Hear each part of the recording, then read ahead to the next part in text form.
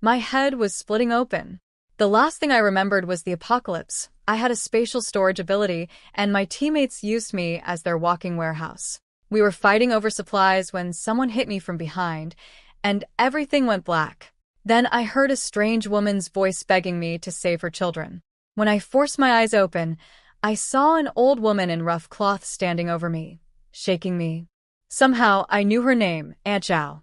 She told me to hurry, that my mother-in-law had already taken the 2 children to the village entrance. A flood of memories crashed into my brain, memories that weren't mine. I was in the body of a woman also named Xiao Nian, 21 years old, living in Li family village in the southern part of the Great Qian dynasty. 5 years ago, this woman married a scholar named Li Yongnian, bringing 10 silver taels as her dowry. They were happy for maybe 2 months. Then he sweet-talked her into handing over every coin, claiming he needed a comfortable place in the city to study for the imperial exams. He left the next day and barely came back, once every month or 2, just to ask for more money. He never touched her, never showed her any warmth. She gave birth to twins alone, a boy and a girl. She raised them while doing all the housework, all the farm work, even carrying the babies on her back to the fields. Her mother-in-law, Cui Shi, kept sending her to beg from her own family. She endured 4 years of this miserable life. Today, while the original Xiao Nian was pulling weeds, Aunt Zhao ran to warn her. Cui Shi was selling both children. The original Xiao Nian rushed home and tried to take them back, but Cui Shi shoved her so hard, she cracked her skull on the ground and died. That's when I took over. I ran to the village entrance as fast as I could. There they were, Cui Shi and her daughter Li Rulan, each holding one of my screaming children, trying to load them onto a horse cart. I charged in and grabbed both women by the hair. Let them go. The moment Bao and Da Niu heard my voice, they stopped crying, wriggled free, and ran behind me on their little legs. With the children safe, I had nothing holding me back. I yanked both women down to the ground by their hair. Cui Shi screamed like a slaughtered pig. You ungrateful wretch! How dare you raise a hand against your mother-in-law? I'll beat you to death. She scrambled up and clawed at me with her dry, bark-like hands. I didn't flinch. I caught her wrist and locked it in place. This body was weak, but I'd survived the apocalypse. I knew how to fight smart, using leverage and technique. Controlling one old woman was no problem. When she realized she couldn't break free and her daughter was still lying on the ground whimpering, Cui Shi switched to her favorite tactic, making a scene. Everyone look. A daughter-in-law is beating her mother-in-law. There's no justice. The villagers just watched. They all disapproved of her selling her own grandchildren, but nobody wanted to offend the family of the only scholar in 10 villages. Still, not a single person stepped forward to help her. I could see it in their eyes. They thought she deserved it. Cui Shi threatened to report me to the authorities. I laughed in her face. Go ahead. That would be a stain on your precious son's record. Do it and Li Yongnian can kiss his exam career goodbye. That shut her up. She looked like she was about to vomit blood. The old Xiao Nian had been too timid to even raise her voice. Cui Shi had no idea what to do with me. I flung her several meters away and turned to face the real problem. The child broker, Hu Tsuehua. She was a manager from the town's broker house, around 40, sharp-eyed and dressed in silk. She'd already made a deal with Cui Shi yesterday, 15 silver taels for both twins, 5 paid up front as a deposit. But Hu Tsuehua surprised me. She walked right past me, ignoring me and the children completely. She stood over Cui Shi with her arms crossed. The deal is off. Return my 5 taels deposit immediately, plus 500 won for my travel expenses today. Cui Shi's face twisted in agony. Giving back money she already pocketed was worse than cutting out her heart. And on top of that, 500 won extra? That was a whole month of her son's living expenses. So she pointed at me and said, "You want money? Get it from her. She's the one who ruined this deal. She should pay." "Why should I pay?" I said, secretly picking up a small pebble from the ground. I flicked it at Cui Shi while no one was looking. "You're the one who took the money. These are my children, and nobody sells them without my permission." Cui Shi opened her mouth to argue back, and the pebble hit her right in the front tooth. She screamed, blood seeping through her fingers as she covered her mouth. She spat out a broken tooth mixed with blood and pointed at me, her words now slurred. You poisonous woman. How dare you hit your elder? I kept my face perfectly innocent. Are you dreaming? I'm standing way over here. How could I possibly hit you? She insisted. I threw a stone at her. I crouched down, casually picked up a random pebble, and held it up. You mean this one? The villagers burst out laughing. Someone pointed at Cui Shi and said she'd blame anything on me. Others shook their heads, saying I was unlucky to have such an unreasonable mother-in-law. Cui Shi was furious. She hauled herself up and charged straight at me. My first instinct was to grab both children's hands and step aside. She'd put everything into that charge, so when I dodged, she couldn't stop herself.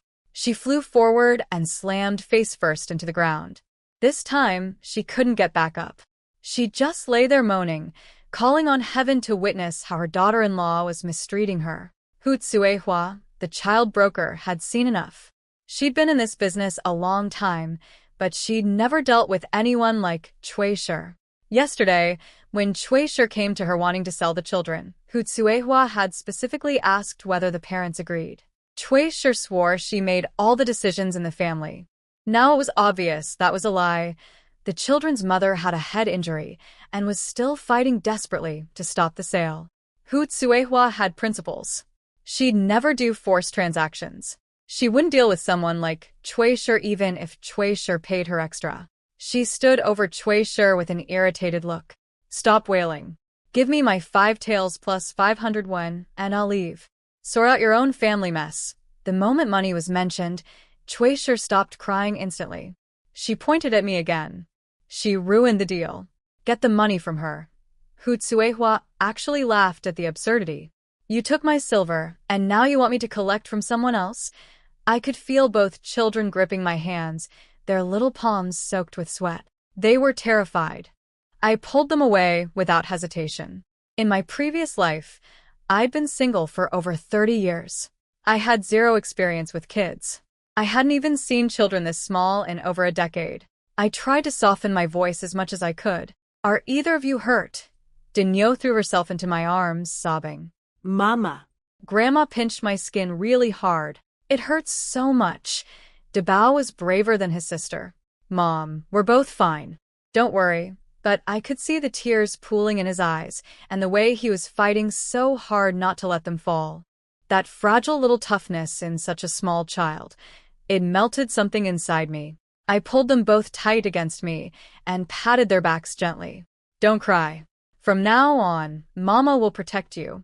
I will never let anyone bully you again. That was what broke Bao. His tears finally spilled over. Mom, please take us away. Grandma doesn't like us. Dad doesn't care about us. If we stay, she'll sell us sooner or later. His words hit me like a punch to the chest. Her own grandchildren, and she'd sell them just like that. How cold-hearted could that old woman be? I held them tighter. Bao, Da Niu, don't be afraid. When Mama says she'll protect you, she means it. Back in the apocalypse, if someone had asked me what my biggest regret was, I would have said it was never having children of my own. I loved kids. But in the apocalypse, even adults could barely survive, let alone children. And with everyone eating mutated food, people had long lost the ability to have babies. Now heaven had given me a second chance at life and 2 little treasures along with it. I cherished them from the bottom of my heart. Both of them were skin and bones, their faces pale yellow from malnutrition. It made sense. The original Qiao Nian and her children had no status in this household. These 2 little ones had learned to do chores at an impossibly young age. They never ate enough, never dressed warmly enough. It was a miracle they were alive at all. I held them even tighter. Back at the village entrance, Hu Tsuehua gave Cui Shi a final warning: return the money or face consequences. Cui Shi was the type who bullied the weak and feared the strong. She knew she couldn't mess with a broker from town, so she reluctantly pulled 5 taels of silver from her clothes. Hu Tsuehua pocketed the silver and held out her hand again. And the 500 won for travel. Cui Shi's face twisted in pain. Please have mercy. If we had money, why would I sell my own grandchildren? Hu Tsuehua saw right through her. This woman wasn't selling children because of poverty. She was just plain rotten. Don't try to sweet-talk me. You have 3 counts. If you don't hand over 500 won, the price goes up to a full tael. 1. 2. Fine. I'll pay. Cui Shi dug out the coins, her heart bleeding with every one. Hu Tsuehua took the money and left. Cui Shi silently added everything to the debt she was keeping against me in her head. She helped her daughter Li Rulan off the ground and limped home. By then, I'd already brought the children back to our room. I knelt down and looked them both in the eyes. No matter what happens outside, don't leave this room. Understood. De Bao's little brow furrowed tight. Mom, let me come with you. I'm scared Grandma will come back and hit you. Looking at my brave little boy, my heart felt warm. I rubbed his head gently. Trust Mama. I promise I won't let anyone push me around. De Bao couldn't argue with me, so he stayed put. After making sure both children would stay in the room, I walked straight to the kitchen. I picked up the cleaver from the cutting board and gripped it tight. This body was so weak, the original Qiao Nian worked constantly but never ate enough, so there was no strength in these arms. To make sure the cleaver wouldn't slip out of my hand, I tore a strip from the bottom of my skirt and wrapped it around my palm, binding the handle to my fist. I looked exactly like someone ready to fight to the death, and honestly, that's exactly what I was prepared to do. I'd rather spill blood and go to prison than let that old hag bully us ever again. I'd barely stepped back into the courtyard when Cui Shi and Li Rulan came through the gate, a crowd of nosy villagers trailing behind them. Cui Shi was still cursing before she even saw me. Qiao Nian, you little tramp, get out here. You dared lay hands on me? I'll skin you alive. I stood in the middle of the yard, cleaver in hand. Here I am. The villagers started whispering among themselves. Even a cornered dog will jump over a wall. Looks like Qiao Nian really has been pushed too far. She's even calling herself your Annie now. Can you blame her? She works like a slave without complaint, and then they try to sell her children. Cui Shi is going to regret this. I didn't disappoint the audience. I walked straight toward Cui Shi with the cleaver. The moment she saw me coming with that blade, at least half her bravado vanished. Qiao Nian, I'm your mother-in-law. You dare point a knife at me? I smiled coldly. Don't push me, and you won't see blood. Otherwise, I don't mind taking your whole family down with me. You think my life is worthless anyway, so dragging a few of you along for the ride is a good deal. Every word I said was rock solid. Li Rulan shrank behind her mother, her neck practically disappearing into her shoulders. Once she felt safe enough hiding back there, she pointed at my nose and yelled, Qiao Nian, don't do anything crazy. Killing people means paying with your own life. This sister-in-law of mine was something else. Cui Shi and old man Li had spoiled her rotten. She was a village girl who never lifted a finger, pampered and soft-skinned, just waiting for her brother Li Yongnian to become an official so she could marry some rich man. But she'd waited so long she was already 18 and still unmarried, an old maid by local standards. Watching her try to act tough, while trembling was almost funny. In this household, Cui Shi and Li Rulan had taken turns bossing around the original Qiao Nian and her children, ordering them around like servants, acting like noble ladies. But the apocalypse version of Qiao Nian was here now, and I wasn't going to put up with any of it. I moved fast, 3 steps shortened to 2, reached past Cui Shi, grabbed Li Rulan by the hair, and dragged her to the center of the courtyard. She let out a shriek, stumbling and crying from the pain tearing at her scalp. Ah! Mother, save me. This crazy woman is going to kill me. Her voice cracked with fear as her arms flailed wildly. Cui Shi snapped out of her shock, shaking with rage. Qiao Nian, you've gone too far. Let go of Rulan right now, or I'll have Yongnian divorce you. I acted like I didn't hear a word. The cleaver's cold edge came to rest right next to Li Rulan's neck. Scream again, and I'll send you to meet the king of hell. I mean every word. Li Rulan's cries died in her throat. She froze like a statue, not even daring to breathe, her whole body shaking uncontrollably. Cui Shi forgot how to curse. She turned to the watching villagers and begged, someone's going to die. Please, go get the village chief. A knife was serious business. One of the villagers ran off immediately. The village chief had been deliberately avoiding the Li family's drama all day. He knew about the children being sold, but he didn't want to offend Li Yongnian, the only scholar in the area. He'd kept his head down on purpose. But now someone was telling him there might be a murder, and even he couldn't ignore that. He walked over reluctantly.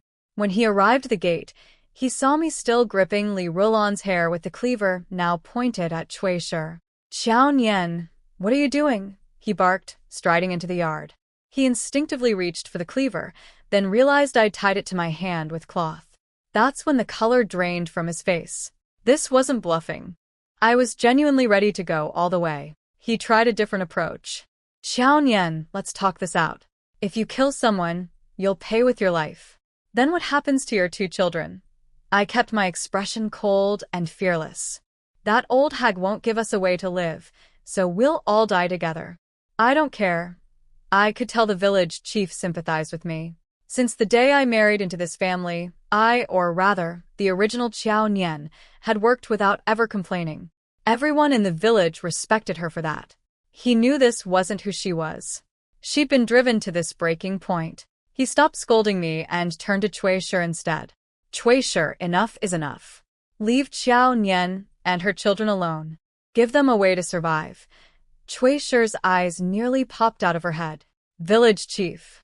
She's the one holding a knife to her elders." She jabbed a finger at Li Rulan, still frozen in my grip. "She's attacking my daughter in front of everyone, and you can't see that? You come in here and blame me." The village chief was fed up. One person was ready to die, the other was completely unreasonable, and he was stuck in the middle. If someone actually got killed, he'd be held responsible too. He turned back to me. "Qiao Nian, put the knife down. Let's talk." I let out a cold laugh. "I'll put it down on one condition. Cui Shi has to promise, in front of everyone here, that she'll never cause trouble for me and my children again." I paused, then added, "And whatever Li Rulan eats every day, whatever kind of life she lives, might Bao and Da Niu get the same. In your dreams," Cui Shi exploded, jumping up and down. "Those 2 little bastards you gave birth to don't deserve to live the way my Rulan does." Her words didn't make me angry. I just nodded calmly. "Fine. If you won't let us live well, then nobody lives well." I turned the blade toward Li Rulan's face. "Isn't your dream to marry into a rich family and become some wealthy man's wife? Let me ruin that pretty face of yours. See which rich family wants an ugly bride." Li Rulan thrashed wildly. No. "Mother, save me. I don't want to be scarred." I had her hair wound tight around my fist. She wasn't going anywhere unless someone cut her hair off with scissors. The village chief glared at Cui Shi. "Just agree already. Do you want to watch your daughter get hurt?" Cui Shi could see I wasn't bluffing. Panic finally crept into her eyes. "Fine, you little wretch.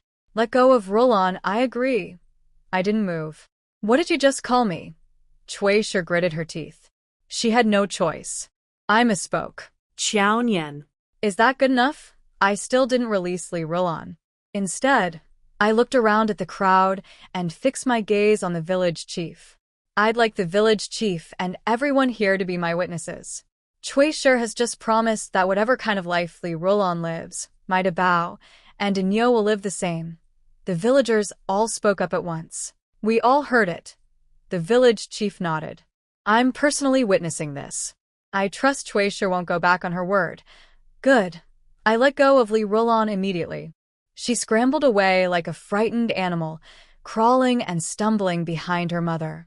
Cui Shi shot me a murderous look, but with the cleaver still in my hand and the village chief still standing there, she swallowed her rage.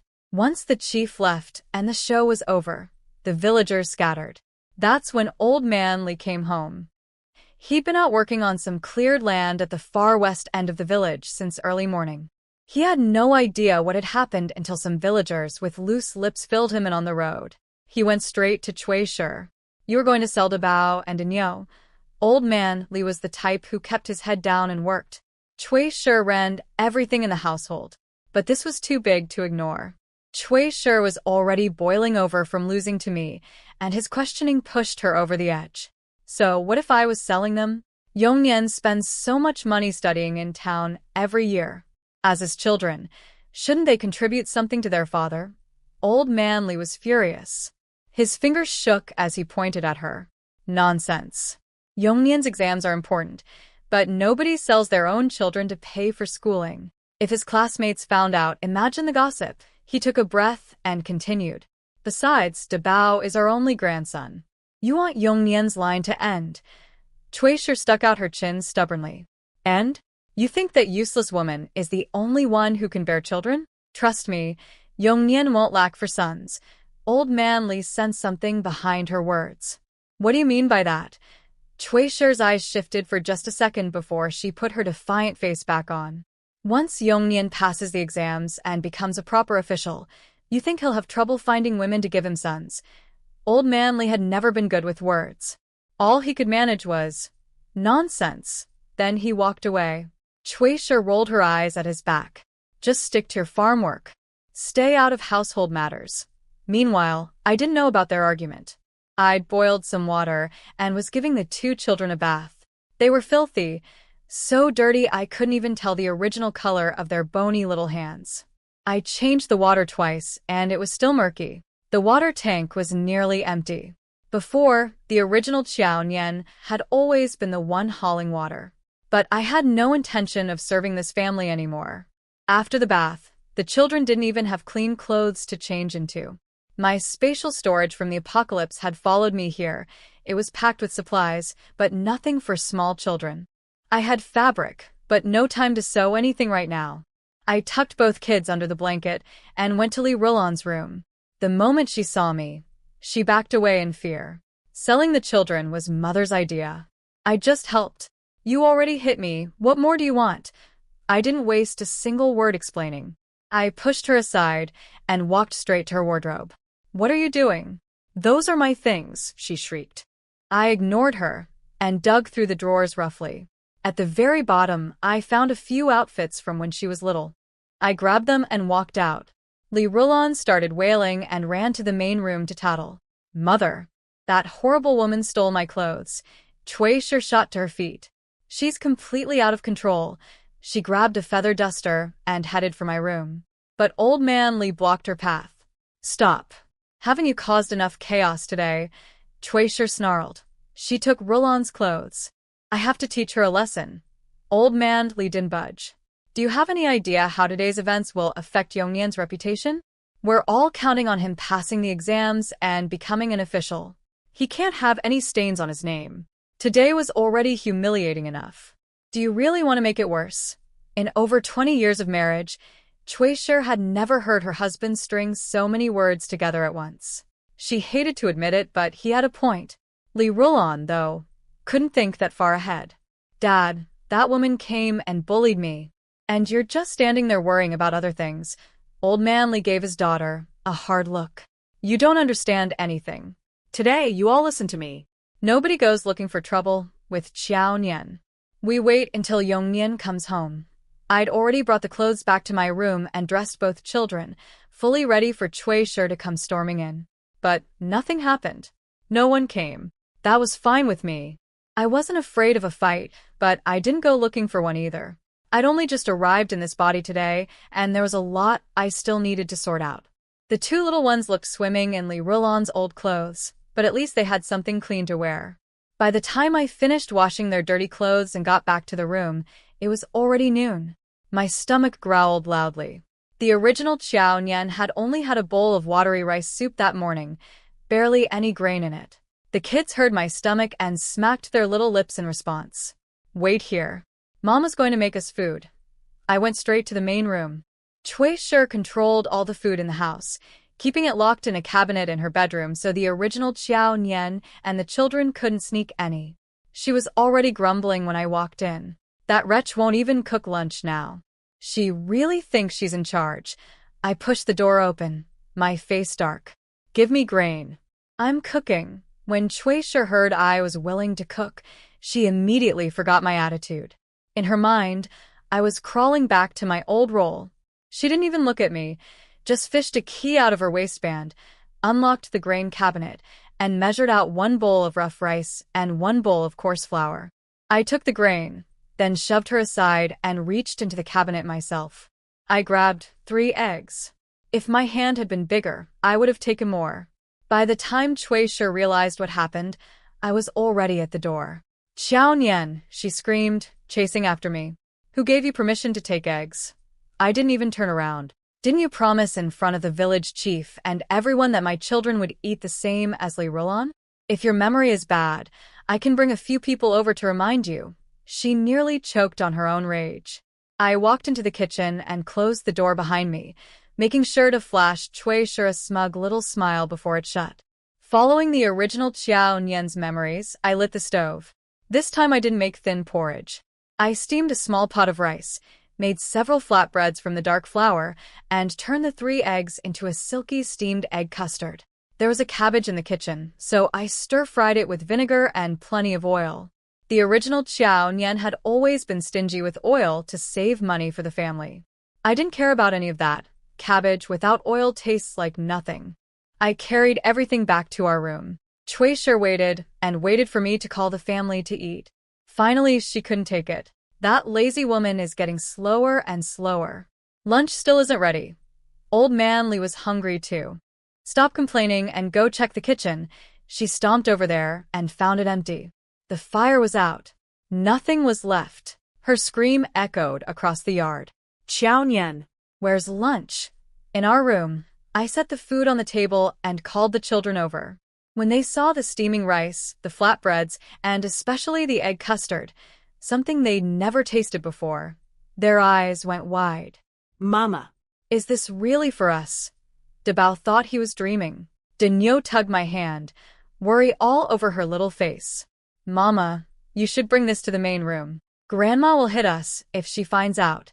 These children were too thoughtful for their own good. It broke my heart even more. I spooned custard into their bowls. "Don't worry about anything. Just eat." Honestly, even this rough food tasted wonderful to me. In the apocalypse, the normal food we'd stored in my spatial storage lasted only 3 months. After that, we'd spent years eating mutated food that tasted terrible and slowly poisoned our bodies. The kids still hesitated, so I pushed them again. "Eat while it's hot." They were starving.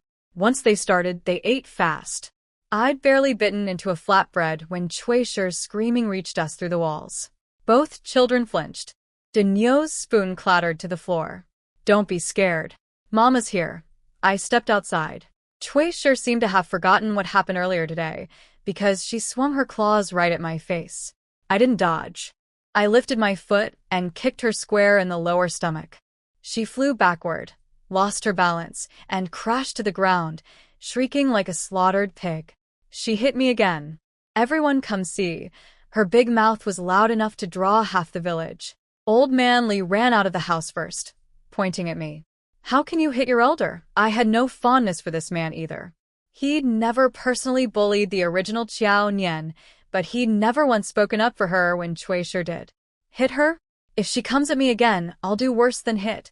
I turned around, went back inside, and sat down like nothing had happened. "Come on, keep eating. Can't waste good food." Outside, Cui Shi was pounding the ground and screaming.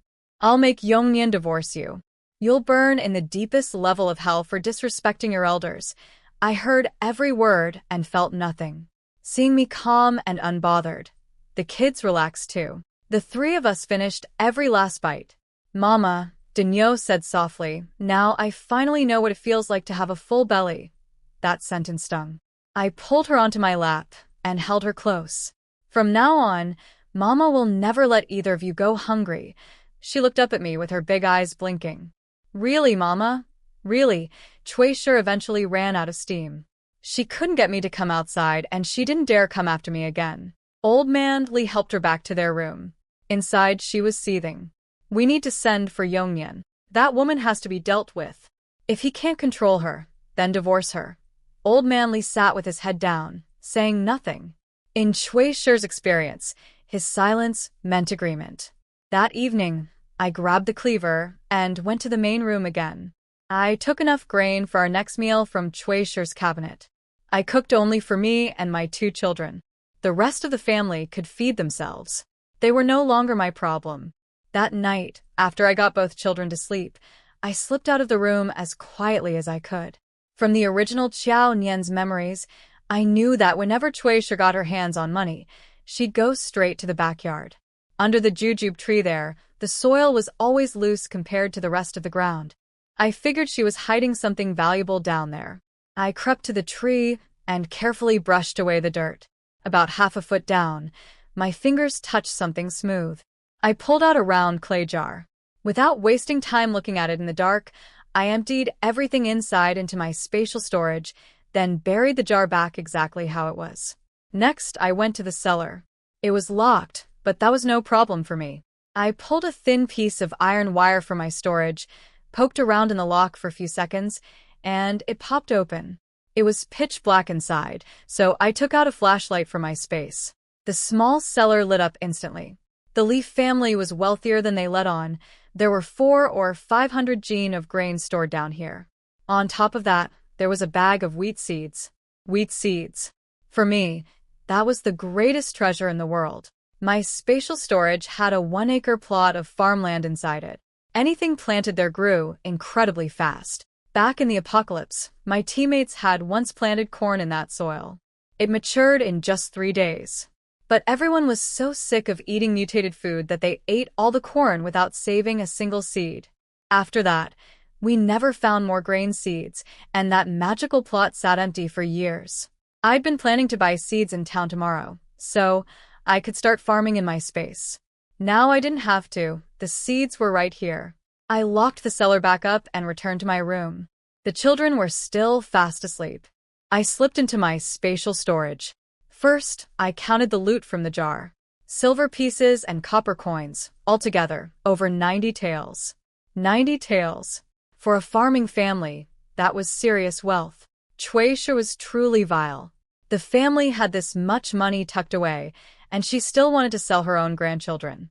And on top of that, Li Yongnian had taken the original Qiao Nian's 10 taels of dowry. The more I thought about it, the angrier I got. Even though I wasn't the real Qiao Nian, I was getting every last coin of that dowry back. Tomorrow. I'd take the children to town and confront Li Yongnian face to face. I stored all the money in a drawer inside my space, then with a thought, planted the wheat seeds across the 1-acre field. Now, I just had to wait for the harvest. I left the space and lay down between my 2 little ones. The next morning, Cui Shi's screeching woke me up. Lazy woman. Get up and make breakfast. Get moving or I'll have Yongnian divorce you. I was going to ignore her and go back to sleep, but both kids jolted awake like startled rabbits. Out of pure habit, they scrambled off the bed and started putting on their shoes, ready to work. I caught them both by the arm. Get back up here. Go back to sleep. They were confused for a second, then remembered. Mama was different now. Grandma couldn't bully them anymore. They climbed back into bed obediently, though neither of them could fall asleep again after years of being forced awake at dawn. I couldn't sleep either. Cui Shi shrieking outside was making my head throb. I told the kids to stay put and got dressed. The moment Cui Shi saw the look in my eyes, cold, fierce, and ready to kill, she shut her mouth mid-sentence and tried to walk away. I grabbed the back of her collar before she could take 2 steps. Give me Li Yongnian's address in town. She stumbled and squealed. What are you doing? I don't know his address. 2 proper meals had made a noticeable difference in my strength. I yanked her collar and put her on the ground, then pressed my foot over her mouth. The same mouth still missing a front tooth from yesterday's pebble. Talk. Or I end you today. She looked into my eyes and caved. She stuttered out the address where Li Yongnian was staying in town. I went back inside, washed up quickly, and left the village with both children. At the village entrance, there was an ox cart that made 1 trip to town each day, leaving at dawn, returning at noon. When we arrived, 3 people were already sitting on it. One of them was Aunt Zhao, the woman who'd woken me up yesterday. The Zhao family lived next door to the Li house. In Li family village, about half the people had the surname Li. Everyone else came from refugee families that settled here decades ago. The Li surname families had all the power, so outsiders kept their heads down. Aunt Zhao only helped the original Qiao Nian because she genuinely pitied her. Otherwise, she wouldn't have gotten involved in a Li family matter. She scooted over to make room for me. Qiao Nian, are you going to visit your parents? My family home was in Greenwater Village, which was along the road to town. Every other time I'd left the village with the children, it had been to visit my parents' house. That's why she assumed. I shook my head. I'm going to town to find Li Yongnian, Aunt Zhao silently cheered. She'd hinted to the original Xiao Nian many times that she should go confront her husband about the way his family treated her. But the old Xiao Nian never listened, never acted. Eventually, Aunt Zhao stopped trying. You should have gone to find him a long time ago. A young married couple living apart like this. It makes no sense. I wasn't going to find him to fix our marriage, but I didn't correct her. I just gave a vague response.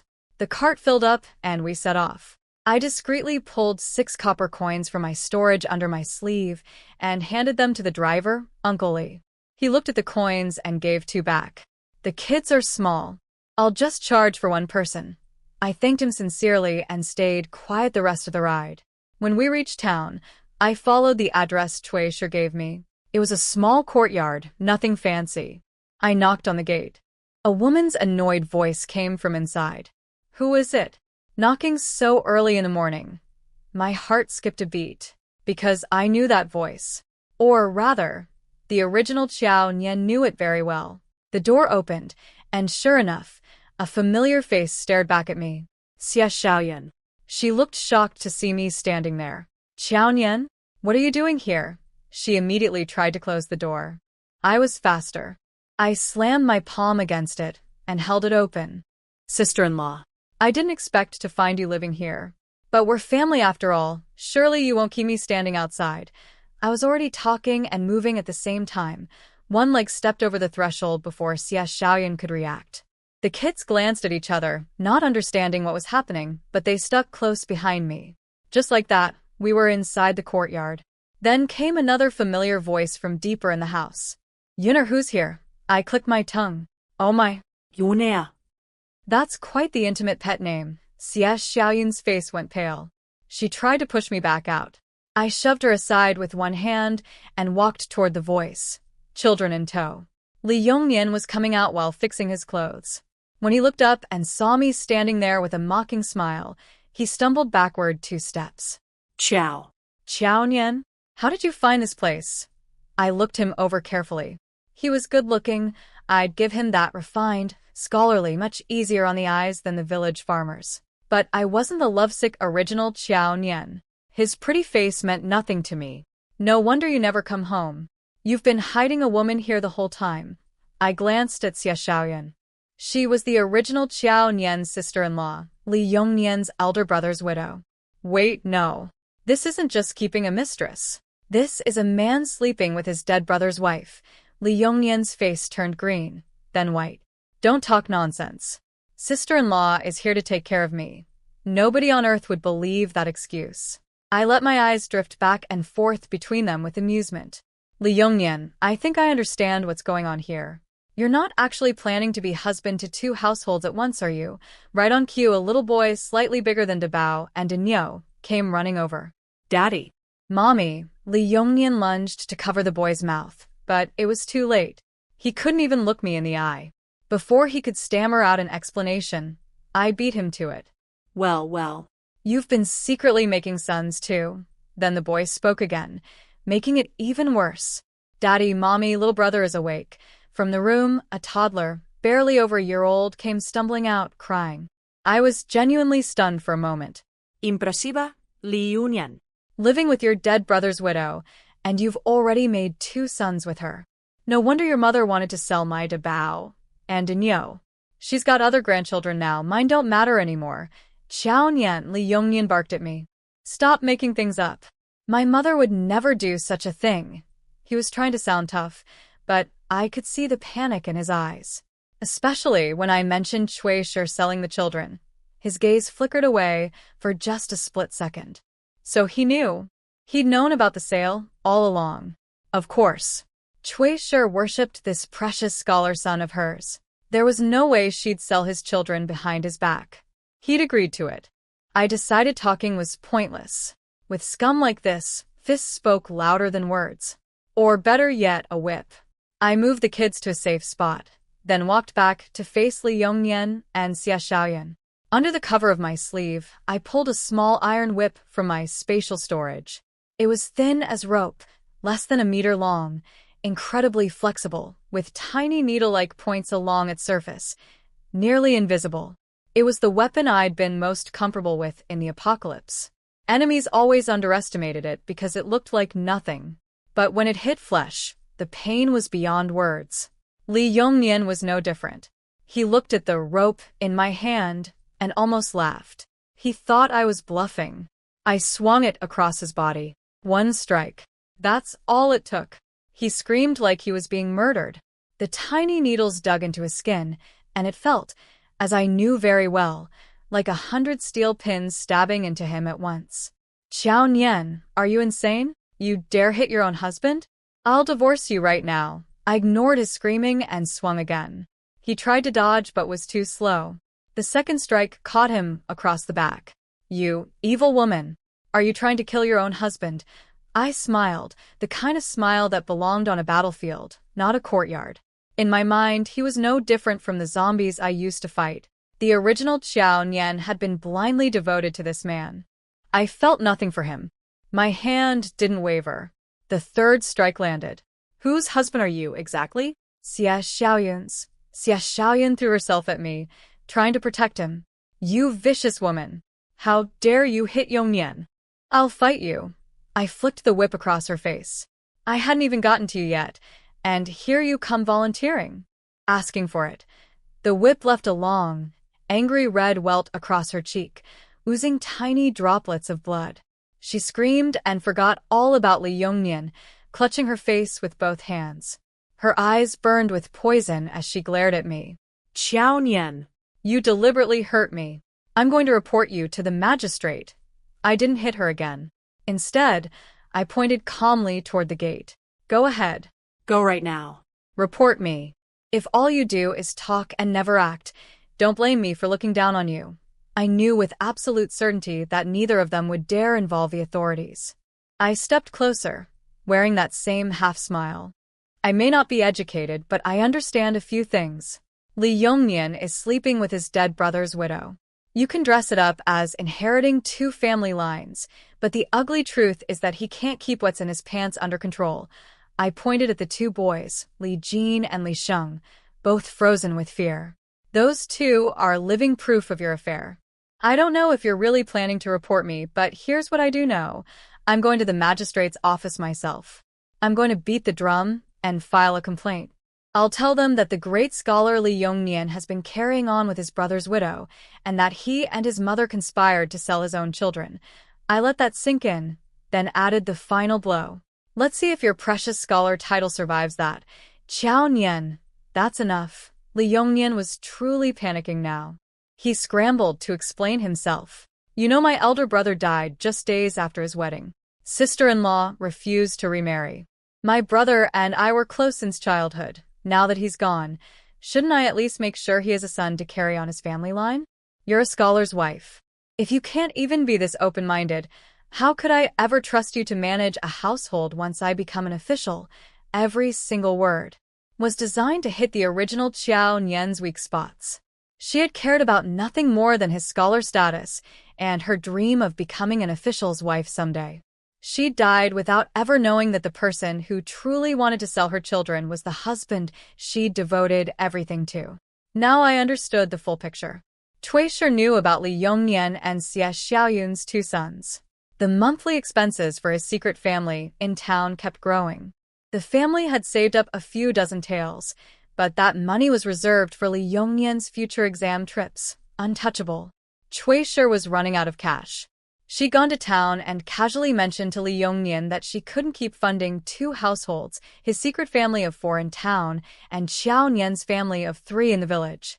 If things kept going this way, she'd have to sell the children. Li Yongnian said nothing. Didn't object. Didn't even flinch. Cui Shi understood his silence perfectly. Within days, she contacted the broker. Who came up with the idea first didn't matter to me. What mattered was that I wasn't going to be a fool like the original Qiao Nian, pouring out my heart for a family of vampires. I stepped closer. Li Yongnian backed away at the same pace. Keep pushing me and I'll divorce you, he threatened. I shot forward, grabbed his collar, and held tight. Divorce me, and I'll make sure you never sit for another exam in your life. The coldness in my eyes left no room for doubt. He believed every word. You. What do you want? His voice trembled. He tried to pry my fingers loose, but couldn't. My grip was iron. A grown man, and he couldn't free himself from my hand. What do I want? I laughed. I want a mutual separation. Both children stay with me. And you return my 10 taels of dowry silver. Impossible. Fear left his face, replaced by desperation. He couldn't agree to those terms. I already knew he wouldn't go along easily. A mutual separation and being divorced by your husband were two very different things in this dynasty. When a husband divorced his wife, it meant the woman had done something wrong. Bad behavior, failure to produce children, things like that. But a mutual separation implied the man was at fault, or the woman was powerful enough to force his hand. The original Qiao Nian came from a simple farming family with no connections. She'd given Li Yongnian a son and a daughter within the first year and had worked herself half to death serving his family. Everyone in the village said he'd married well. If he agreed to a mutual separation with a wife like that, it would be obvious the problem was him. That kind of stain on his reputation could end his exam career forever. Xie Xiaoyan's brain was spinning fast. Deep down, she wanted this separation. Li Yongnian had no feelings for me, but I still held the title of his legal wife. That was what Xie Xiaoyan envied most. Without me in the picture, she and Li Yongnian could live happily in town with their 2 boys, and she'd never have to worry about someone competing for the position of first wife when he became an official. But her thinking was simpler than his. She'd only latched onto one part of what I said, the 10 taels of dowry. Qiao Nian, she jumped in, Yongnian can agree to the separation, but forget about the dowry. The Li family fed you and your 3 mouths for years. 10 taels doesn't even begin to cover it. That actually made me laugh. Xie Xiaoyan, let me ask you something. Do your words speak for Li Yongnian? She took my question as a sign I was ready to compromise. A victorious look spread across her face. As long as you give up the dowry, I'll make sure Yongnian agrees to the separation. Nonsense. Li Yongnian cut her off. I'm not agreeing to any mutual separation. If Qiao Nian wants to leave with the children, I'll divorce her. But a mutual separation? Not a chance. Just as I expected. Fine, I said. No separación? Then forget about divorcing me either. Instead, I'll go tell everyone, the whole town, every village, that you've been living with your dead brother's widow and fathered 2 children with her. Let's see if a man like that is still allowed to take the imperial exams. I took the children's hands and started walking toward the door. Li Yongnian broke out in a cold sweat. He rushed to block my path. Qiao Nian, don't ruin my reputation. I already explained, being with sister-in-law is only about giving my brother an heir. I turned and glanced at the 2 boys, Li Jin and Li Sheng, one obviously much older than the other. Giving your brother an heir? Looks like you climbed into your sister-in-law's bed and couldn't get back out. Those 2 boys are clearly more than 3 years apart in age. Li Yongnian knew his excuse didn't hold up logically, but he had nothing else to cling to. He kept insisting it was all about continuing his brother's bloodline. It's not what you think. Then what is it? I cut him off. Don't tell me your dead brother appeared in a dream and said one son wasn't enough. Make another one. I couldn't help laughing at my own words. Li Yongnian, don't assume everyone's brain is full of water. That pathetic excuse won't fool anyone. His face cycled through shades of green and white. Qiao Nian, don't push it. In the Great Qian dynasty, inheriting 2 family lines is perfectly normal. My brother died young. What's wrong with me carrying on both households? Since you're this jealous, I'll divorce you on grounds of jealousy right now, I shrugged. Go ahead. Divorce me. I can't stop you. But be ready for the consequences. His veins bulged on his forehead. Qiao Nian, you wouldn't dare. I kept my expression perfectly calm. I have nothing to lose. A barefoot person isn't afraid of someone wearing shoes. That knocked the wind right out of him. For the first time in his life, Li Yongnian felt completely powerless against me. I didn't care what he was feeling. I kept talking. Don't think I can't see through your little plan. The reason you set up this disgusting 2-household arrangement is simple. You need me stuck in the village taking care of your parents while you live comfortably in town with someone to warm your bed. Your father is useless. He just keeps his head down and says nothing. Your mother is a shameless troublemaker. Your sister sits around doing nothing, waiting to marry rich. If you ever do pass the exams and become an official, that family of yours would be an embarrassment. Normally, you'd have to bring your parents to live with you. But with me in the picture, you don't have to. You can leave me behind with them and tell the world your dutiful wife is staying to care for your elderly parents in the countryside. That way, you keep your reputation spotless without having to deal with them. Then I turned to Xia Xiaoren. And you don't think living with him in town right now means you're safe forever. Know your place. Even if he publicly announces some inheriting two family lines arrangement, you'll always just be his dead brother's widow. Nothing more. If he can betray me and play house with you behind my back, he can do the same thing to you once he gets ahead. He'll toss you aside for the next woman. That's a lie, Xia Xiaoyan screamed, pointing at my face. Yongnian isn't like that. We have real feelings for each other. He would never abandon me. She said the words, but I could see doubt flickering in her eyes. The truth was, she'd been obsessed with Li Yongnian from the very beginning. When the Li family came to her parents' home to arrange a marriage for the eldest brother, they brought Li Yongnian along to show off their family's prestige, a real scholar in the household. Xia Xiaoren had peeked at the two brothers from behind a door. The eldest was a sturdy, honest-looking farmer, the kind you'd see anywhere in any village. He wasn't her type at all. But Li Yongnian, with his pale skin and gentle scholar's manner, caught her eye instantly. The problem was, the marriage was for the eldest brother, not Li Yongnian. Her parents agreed to the match because they were impressed by the family having a scholar, even though the bride price was only 2 taels of silver. Nobody asked Xia Xiaoyan what she wanted. After marrying into the Li family, she treated her husband, the eldest brother, with constant criticism. But with Li Yongnian, she was sweet and attentive, always fussing over him like a caring older sister-in-law. Li Yongnian had spent years buried in his books, never getting close to any woman. When Xia Xiaoyan suddenly started showering him with warmth, and she was pretty, too, thoughts he shouldn't have had crept in. What neither of them realized was that the eldest brother saw everything. He was too gentle and too overshadowed by his parents' favoritism toward their scholar son to say anything. Instead, he left the village in anger to find work elsewhere. He died in an accident on the job. After the eldest brother's death, Xia Xiaoyan's parents came to take her home, so she could remarry rather than spend her youth as a widow. But she refused to leave. She couldn't give up Li Yongnian. With the eldest brother gone, there was nothing standing between them anymore. They started sneaking around during the mourning period, and Cui Shi caught them. She panicked and rushed to find Li Yongnian a wife, hoping marriage would end the affair. That's when Cui Shi heard about the Qiao family in Greenwater Village, how they adored their only daughter and would give 10 taels of silver as her dowry.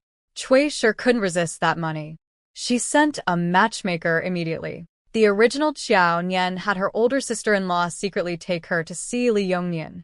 One distant look at his refined, scholarly face, and she was smitten. Everything happened fast. The marriage was arranged within half a month, Cui Shi rushing it along with the excuse that Li Yongnian needed to return to the city for his studies. The Qiao family didn't object. A little over a month after the wedding, Li Yongnian left for town. Days later, Xia Xiaoyan disappeared too. The original Qiao Nian, head full of nothing but her handsome scholar husband, didn't even think twice about the widow's departure. All these years, the two of them had been living together in town, raising 2 sons, while the original Qiao Nian slaved away in the village like a fool. I felt sorry for the woman whose body I now wore, but pity wouldn't change anything.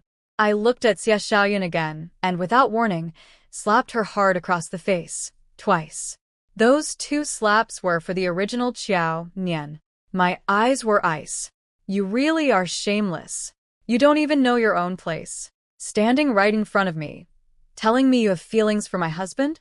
You two are nothing but a cheating couple. I wonder what the clan elders would do if they found out.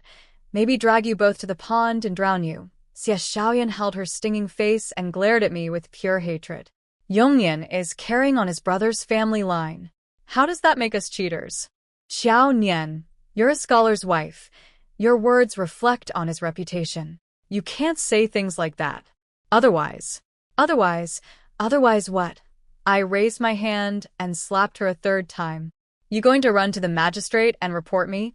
Both times I'd hit her. I moved so fastly Yongnian couldn't even react. Watching the situation spiral out of control, he barked at me with a dark face. Xiao Nian, my patience has limits. If you keep this up, things won't end well for either of us. I shrugged like I couldn't care less. Whether things end well, for me, doesn't matter. As long as I get to watch things go badly for you too, I'll sleep just fine. I stepped closer to Li Yongnian, backing him into a corner. I'm giving you two choices. First, agree to a mutual separation on my terms. Second, we destroy each other, and you can kiss your scholar title goodbye. No. I won't agree to either. He refused without hesitation. To stop me from leaving and spreading his secrets, he planted himself in front of the gate, making it clear I wasn't going anywhere until this was resolved. I'd been planning to leave, but seeing him block the door actually gave me a better idea. I smiled. Fine. If you won't let me leave, then I'll just stay here with the children. No housework, no farm work, and nobody trying to sell my kids. Sounds like an upgrade. I grabbed the children's hands and walked straight into the bedroom he'd just come out of. It was small but tidy. The bed was unmade. They'd obviously just gotten up. That's when I remembered something from the original Xiao Nian's memories. Li Yongnian liked to show off his wealth.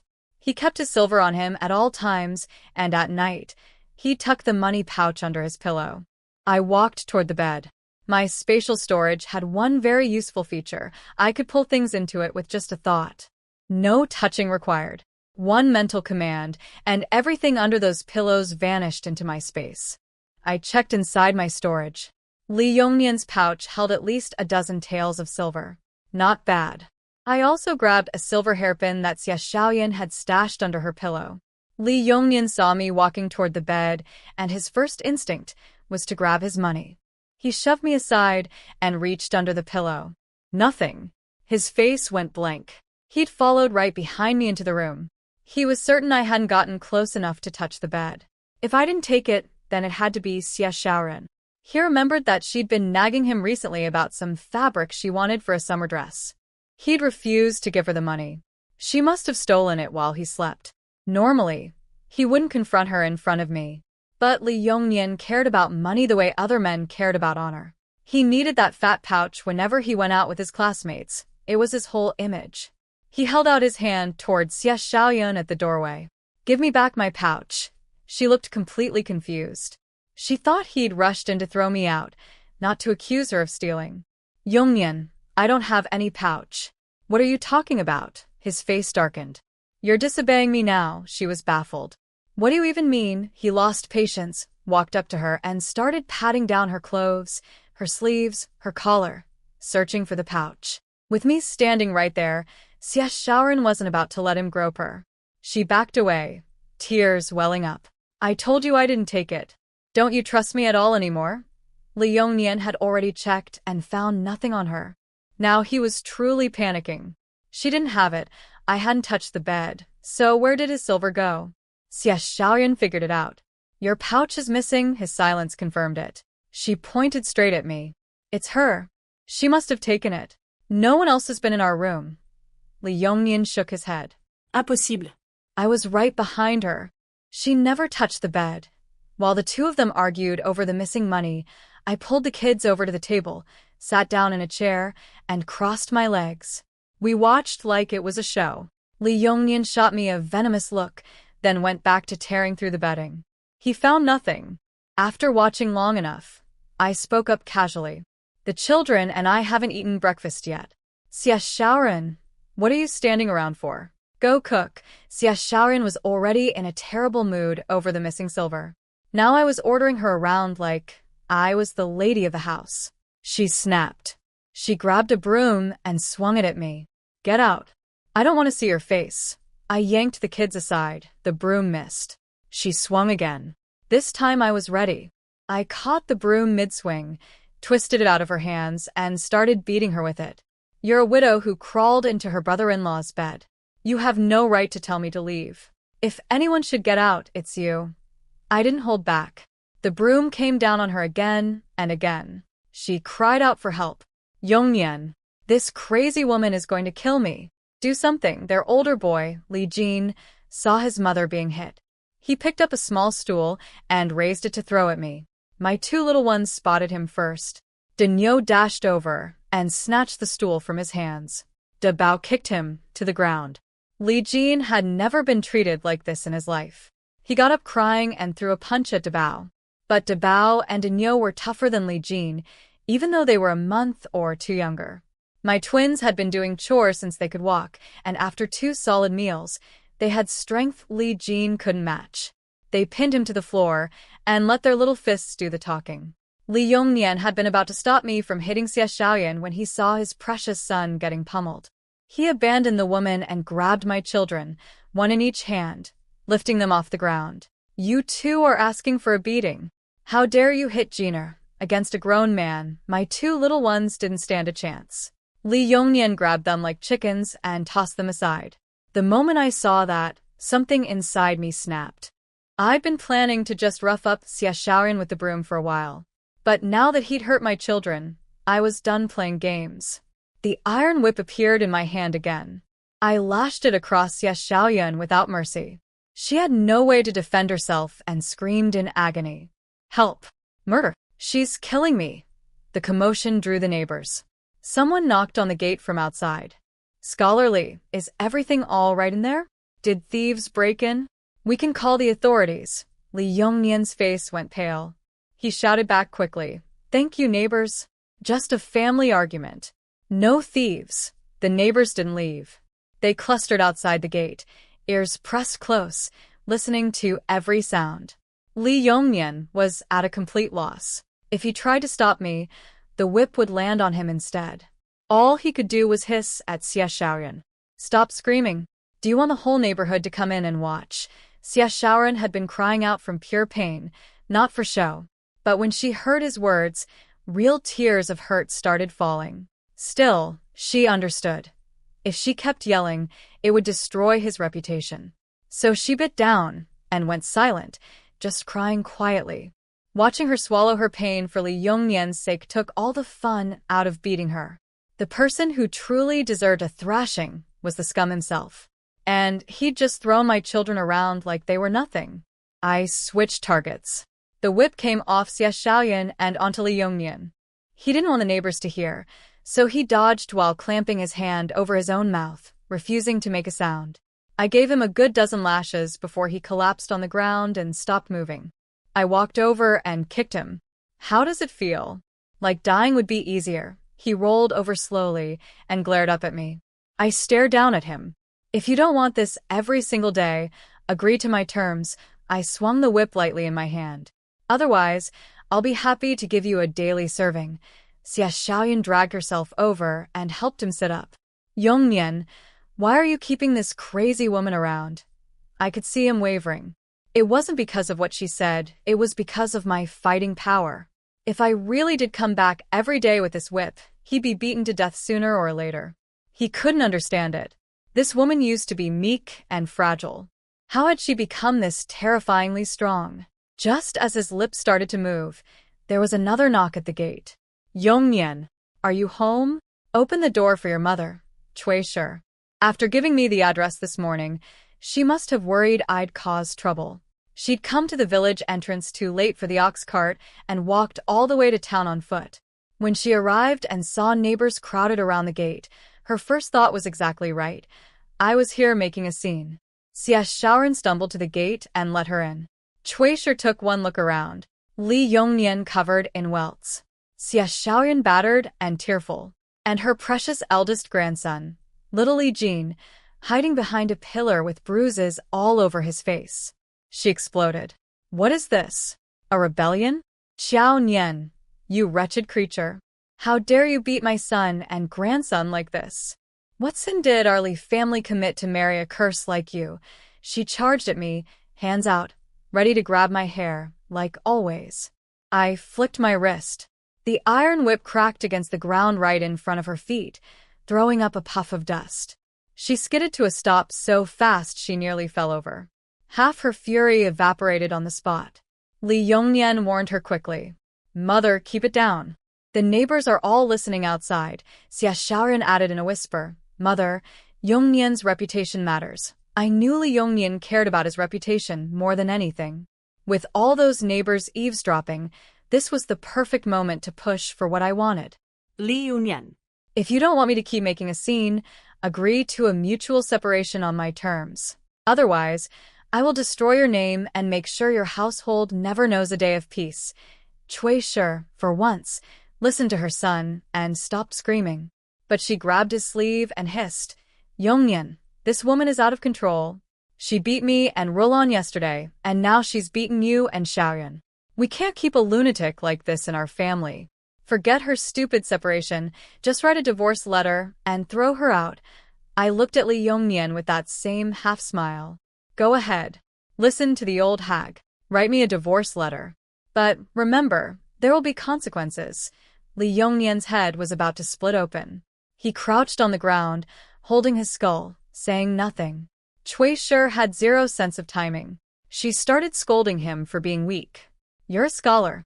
A grown man being pushed around by an ignorant village woman. How did I raise such a useless son?" That nagging pushed him over the edge. He shot to his feet, teeth clenched. Fine. "I agree to the mutual separation. But you have to guarantee you won't tell anyone about my situation here," I answered without a second's hesitation. "As long as you meet my conditions, I'll write you a guarantee letter if you want." "A guarantee letter is mandatory," he said. "And if you break your word, you pay me 1,000 taels of silver. Deal." I didn't even blink. "I agree." My quick answer clearly unsettled him. He had a nagging feeling that someone who agreed this easily wasn't up to anything good. But he'd set the terms himself, and I'd accepted. There was nothing to argue about. Xia Xiaoyan moved faster than a rabbit. You'd never guess, she'd just taken a beating. The moment Li Yongnian and I reached an agreement, she fetched paper, ink, a brush, and a small table. Li Yongnian had no more room to hesitate. Xia Xiaoyan practically shoved the brush into his hand. He wrote the separation agreement like it was costing him his life. Of course, he didn't mention his affair with his brother's widow. He didn't write that I'd done anything wrong either. Just that the couple had irreconcilable differences and both sides agreed to separate. I didn't care what reason he put down. All that mattered was getting free from this piece of trash. After I confirmed I had no objections, he made 2 more copies, 3 identical documents. One for him, one for me, and one to file at the magistrate's office. I pressed my thumbprint on all 3 without hesitation.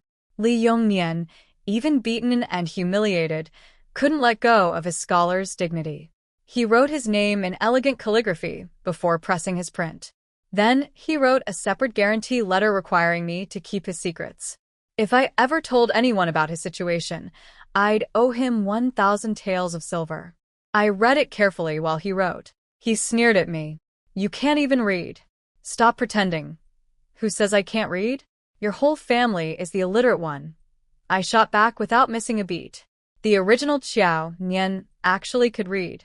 Her grandfather had taught her mother, and her mother had taught her. The family was too poor for paper and brushes, so she could only recognize characters, not write them. Li Yongnian had never bothered to ask, so he assumed she was uneducated. And now? With me inside this body, I could not only read, I could write just as well as any scholar. Li Yongnian's face soured at being talked back to, but he was genuinely afraid of me now.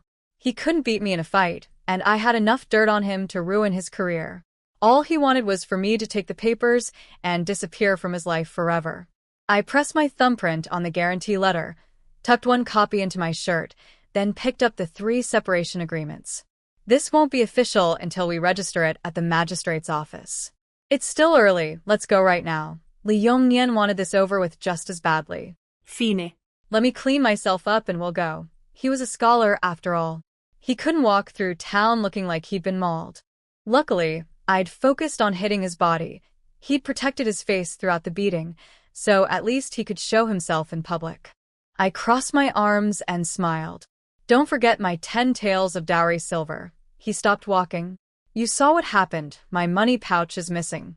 Can I owe you? No, my smile stayed, but the warmth drained out of it.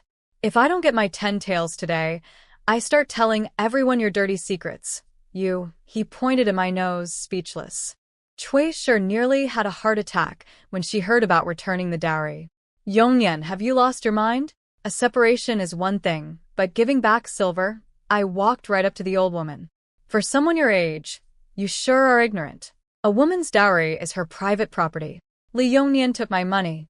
Now that we're separating, I'm taking it back, over my dead body. When it came to money, Cui Shi would fight to her last breath. Our Li family fed you for years. You think you can eat for free? That made me laugh. You say I've been freeloading? Fine. Let's settle the accounts properly. I've been in your family for 5 years. Every single day, I got up before dawn to carry water and cook breakfast for the whole household. I washed everyone's clothes. I worked the fields just as hard as anyone. A wealthy family in town would pay at least 800 won a month for labor, like mine. That's 9 taels and 600 won per year. Over 5 years, 48 taels. Now, let's calculate what I ate. Morning, a bowl of watery soup with barely any rice, plus half a black flour flatbread. Most days I skipped lunch entirely. Dinner, a little wild vegetable broth and another half flatbread. Each meal wasn't worth a single copper coin, but I'll be generous and say 1 won per meal, 2 won per day. Over 5 years, that comes to 3 taels and 600 won. I'll round up to 4. So you owe me 44 taels. I slapped my forehead as if remembering something. Oh wait, I almost forgot. Over these 5 years, you kept sending me to my parents' house to beg for handouts. Everything I brought back was worth at least a dozen taels. I won't be greedy, call it 15. Add that to the 44 and you owe me 59 taels total. I held out my hand toward Cui Shi. Pay up, in your dreams. She jumped up and down, screaming in my face. You worthless tramp. You think you're worth that much? My son is a scholar. Marrying a peasant girl like you is already a blessing from heaven. You should have been grateful and kept quiet, but instead you want a separation and you dare ask for this much money? Forget the separation. Yongnian should just write you a divorce letter and throw you out. Then you'll be a disgraced, divorced woman that everyone spits on. Fine. I slammed my palm on the table. No separation then. Let's see which member of the Li family can handle the consequences. Li Yongnian and Xie Xiaoyan both turned and glared at Cui Shi like they wanted to murder her. The original deal was painful enough, returning 10 taels of dowry. But thanks to this old woman's meddling, 10 taels wouldn't satisfy me anymore. Li Yongnian's face was black with anger. Mother, will you please shut up? I already worked things out with Qiaonian. Stop interfering. Cui Shi had already been humiliated by me, and now her own son was scolding her. Her rage boiled over completely. Cui Shi dropped to the ground and started wailing at the top of her lungs. Heaven has abandoned me. My own son treats me like this. How am I supposed to go on living? Xie Xiaoyan rushed over and clamped a hand over her mouth. Mother, do you want every neighbor out there to know our family's business? That shut Cui Shi up instantly. But she still muttered stubbornly, I refuse to give Qiaonian 10 taels. I shrugged. You've got the number wrong. It's not 10. It's 69. I looked at Li Yongnian. Give me 69 taels right now, and we go to the magistrate's office to stamp the separation papers. Li Yongnian looked like he wanted to strangle me, but he knew better. His whole family together probably couldn't take me in a fight. We were husband and wife, after all. Do you really have to push things this far? I didn't bother explaining. Yes, I do.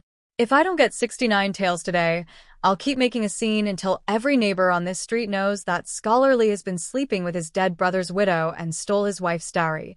He finally saw reality. There was no option except giving in. Fine.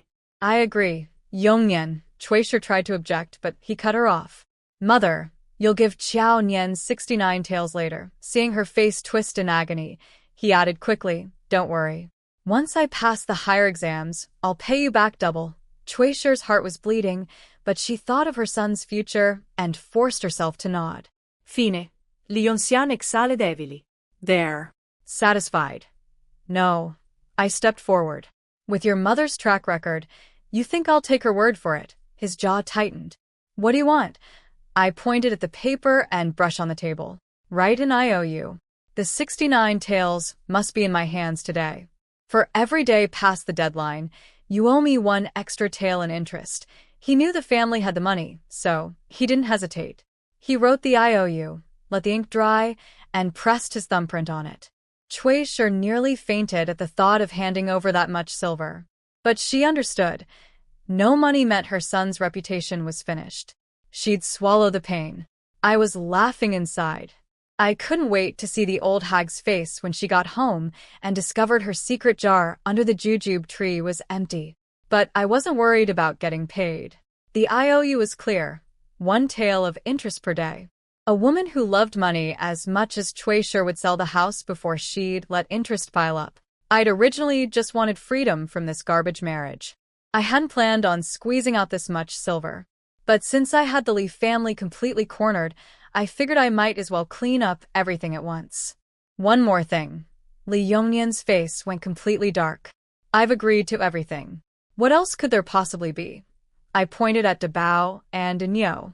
Your family never cared about my children. Since they're coming with me after the separation, let's cut ties completely. My Bao and Da Niu won't have any connection to you, scholarly ever again. Before Li Yongnian could even respond, Cui Shi jumped in. I agree.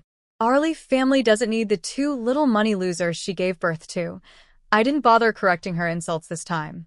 As long as someone in the family agreed, I wanted that document signed before anyone changed their mind. Under Cui Shi's urging, Li Yongnian wrote up a formal severance of parental ties with both children. Then he said something that nearly made my jaw drop. The severance document is done, but you have to promise not to tell anyone about this either. I stared at him, pure mockery in my eyes. Fine. I'll help you keep up your little act, pretending to be decent while being anything but. He didn't quite understand my words, but knew it wasn't a compliment. What's that supposed to mean? I smiled patiently. It means you want to be a shameless cheater, while still looking like an upstanding gentleman. Li Yongnian looked like he wanted to choke me to death. But since he couldn't beat me, he could only swallow his rage. After both sides signed the severance papers, Li Yongnian didn't dare waste another second. He was terrified I'd come up with more demands. He threw on a clean robe, and we headed straight to the magistrate's office. Being a scholar still meant something. The officials received us promptly. Before stamping the separation agreement with the official seal, the clerk looked at Li Yongnian with obvious suspicion. Scholar Li, you're certain you want to give both children to the woman? Li Yongnian knew the clerk thought less of him for it. But if he hesitated now, I might blurt out the truth about Cui Shi selling the children, and that would be far more humiliating. Sure enough, I was watching him with an amused expression, just waiting for him to slip up. He forced a noble tone. The children have been with their mother since birth. They're very close. We may be separating, but I wouldn't be so heartless as to tear a mother from her children. The clerk glanced at me. I kept my face completely blank. He didn't push further and stamped all the documents with the official seal. I tucked my copies safely away, but didn't leave yet. Sir, now that we've separated and the children are with me, I'd like to register as an independent female household. Is that possible? The clerk looked at me sympathetically. Female households do exist in the Great Qian dynasty, but you'd need your own residence and property. I had neither. I thought for a moment. Could I move our household registration to my parents' village instead? That's possible, but your parents' family would need to agree. I was confident about that. The original Qiao Nian's parents adored their daughter.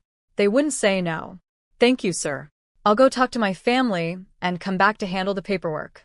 The clerk waved his hand. No trouble at all, his attitude surprised me. I'd always assumed ancient government offices were impossible to deal with unless you had money or connections. A simple task could drag on for a year. But this little town office was actually fair and efficient. I thanked him and took the children to catch the ox cart home. We made it just in time. The cart left shortly after we climbed on. Unlike the morning ride, there was an extra passenger this time, Cui Shi. Her face was dark as a storm cloud. She sat across from me, shooting me hateful glances when she thought I wasn't looking. I ignored her completely. There was still plenty of drama waiting back at the village.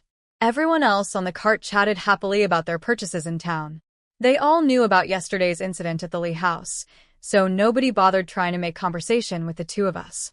When we got back to the village, Cui Shi spoke up the moment we were away from the group. You have exactly 1/4 hour to grab your things and those two brats and get out. I wasn't the least bit bothered. Please. Like your house is some kind of palace. Nobody wants to stay. She realized that since yesterday, I'd become too sharp-tongued for her to handle. She shut her mouth and said nothing more. Halfway to the Lee house, a villager came running toward us. Qiao Nian. Your family from your parents' village is here. They're at the Lee house gate, making a big fuss. I grabbed the children and walked faster. I felt strangely nervous. Maybe it was some leftover emotion from the original Qiao Nian. Before I even reached the courtyard, I heard a voice I knew as well as my own heartbeat. I'm not leaving until I see my Nian Nian. I pushed open the gate. Mother, Da Niu, and Da Bao didn't need to be told. They ran on their little legs straight toward the woman. Grandma. First uncle, second uncle. The way the children called out to them, I could feel how warm and genuine it was. My two older brothers, Qiao Chongqing and Qiao Chongsong, each scooped up one child and looked them over carefully. Da Bao, Da Niu, your uncles are sorry we came so late. You shouldn't have had to suffer like this. My mother, Zhao Shi, ran toward me and pulled me into a tight hug. I was so thin and dark from years of mistreatment. Nian Nian, why didn't you send word to us? Your father and I, your 3 brothers, we would have fought to the death before letting anyone bully you. In my previous life, I'd been an orphan. I'd never known a mother's love. Now, wrapped in Zhao Shi's arms, I felt warmth flooding up from somewhere deep inside me. My eyes burned and tears spilled over before I could stop them. I could feel her body trembling, feel the raw heartache and guilt packed into every word. This fierce, unconditional love, I'd never experienced anything like it in either of my lives. She wiped my tears with her sleeve. Don't cry, baby. That old witch Cui Shi dared to bully you? Your mother is going to settle this today. I hugged her back. Mother, I'm fine. Everything is already taken care of. Silently, I couldn't help scolding the original Qiao Nian a little. She'd had a family that loved her this much, and she'd still let Cui Shi walk all over her. It was almost unbelievable, but I understood why. The original Qiao Nian had been so obsessed with being a scholar's wife that she'd never wanted her family to cause trouble and leave a bad impression on Li Yongnian. She'd swallowed every insult in silence for years. If yesterday's attempted child sale hadn't caused such a public scene, her family might never have learned how she'd been living. Li Ruolan had been the one greeting my family before I arrived. In the past, the Qiao family had always been polite and respectful when they visited, which gave Li Ruolan the impression that they were pushovers. Even now, she hadn't figured out the situation had changed. Seeing me in my mother's arms, she assumed I was tattling. Qiao Nian, don't think your family showing up means yesterday is forgotten. You hit me and my mother. That's not over. Cui Shi had just returned from town. She understood clearly that I'd changed, that I'd already separated from Li Yongnian, and that I was no longer under the Li family's control. With my family here, they'd be completely outnumbered. She hurried to Li Ruolan's side, trying to stop her from saying anything else stupid. Too late. My palm had already connected with Li Ruolan's face. Shut your mouth. Every time you open it, I want to hit someone. Li Ruolan stood there in a daze, too stunned to even cry, just staring at me blankly. Cui Shi wanted to defend her daughter, but didn't dare challenge me with my family standing right there. She clamped her hand over Li Ruolan's mouth and dragged her back to their room. Once inside, Li Ruolan came back to her senses and shoved Cui Shi away. Mother, what are you doing? Didn't you see her slap me? You're not going to stand up for me? You won't even let me speak? What kind of mother are you? Cui Shi hated me just as much, but she was thinking clearly. Qiao Nian has been like a demon these past 2 days. We can't beat her. Her family is here now. If you keep provoking her, we're the ones who'll suffer. Li Ruolan calmed down slightly. So what do we do? We can't just let her walk all over us forever. You went to town today. Tell me my brother is going to divorce her. Cui Shi sighed heavily and told her everything that had happened at Li Yongnian's house. They've already filed a mutual separation. Don't antagonize her anymore. She'll take her things and leave, and our family will finally have peace. But instead of calming down, Li Rulan exploded. Mother, what did you just say? 69 taels of silver? You promised that money was for my dowry. If you give it all to her, how am I ever going to get married? Cui Shi closed her eyes. Giving me 69 taels was like cutting flesh from her own body. But what choice did she have? Her son's reputation came first. Money could be earned again. She calmed herself down, then soothed Li Rulan. Your brother is taking the exam next year. Once he passes and becomes an official, silver will pour in. You'll have as big a dowry as you want. That worked. Li Rulan settled down. Fine. Let that wretch Jiao Nian have her 69 taels. When my brother makes it big, I'll watch her cry with regret. With her daughter finally quiet, Cui Shi left the room, grabbed a small hoe from under the eaves, and headed to the backyard, cursing under her breath. Meanwhile, in the courtyard, I'd already told my mother and brothers about the separation. When my mother Zhao Shi heard the word, separation, tears poured down her face again. Nian Nian, how could you be so foolish? A separated woman. Do you know how people will look at you? How will you survive? I patted her back gently. Mother, don't be sad. Now that I've separated from Li Yongnian, I'll never have to suffer under Cui Shi and Li Rulan again. I'll never have to worry about them selling my children. I leaned close to her ear and whispered. Li Yongnian agreed to pay me 69 taels of silver as compensation. Mother, with that kind of money, I won't have any trouble getting by. She stared at me in shock. Nian Nian, what? The Li family is paying you silver after a separation? I had no intention of keeping Li Yongnian's secrets forever. I'd signed that guarantee letter, sure, but I had other ways to ruin him if I needed to. This just wasn't the right time or place to explain everything. My older brothers hadn't heard the whispered part, but they'd heard everything about the separation loud and clear. Xiao Chongqing was furious.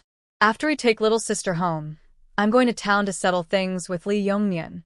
Our sister married into his family, gave him children, worked herself to the bone, and he just agrees to a separation like it's nothing. Xiao Chongsong agreed. Nobody treats our sister like this and gets away with it. Mother snapped at them both. Quiet, you two. We'll talk when we get home.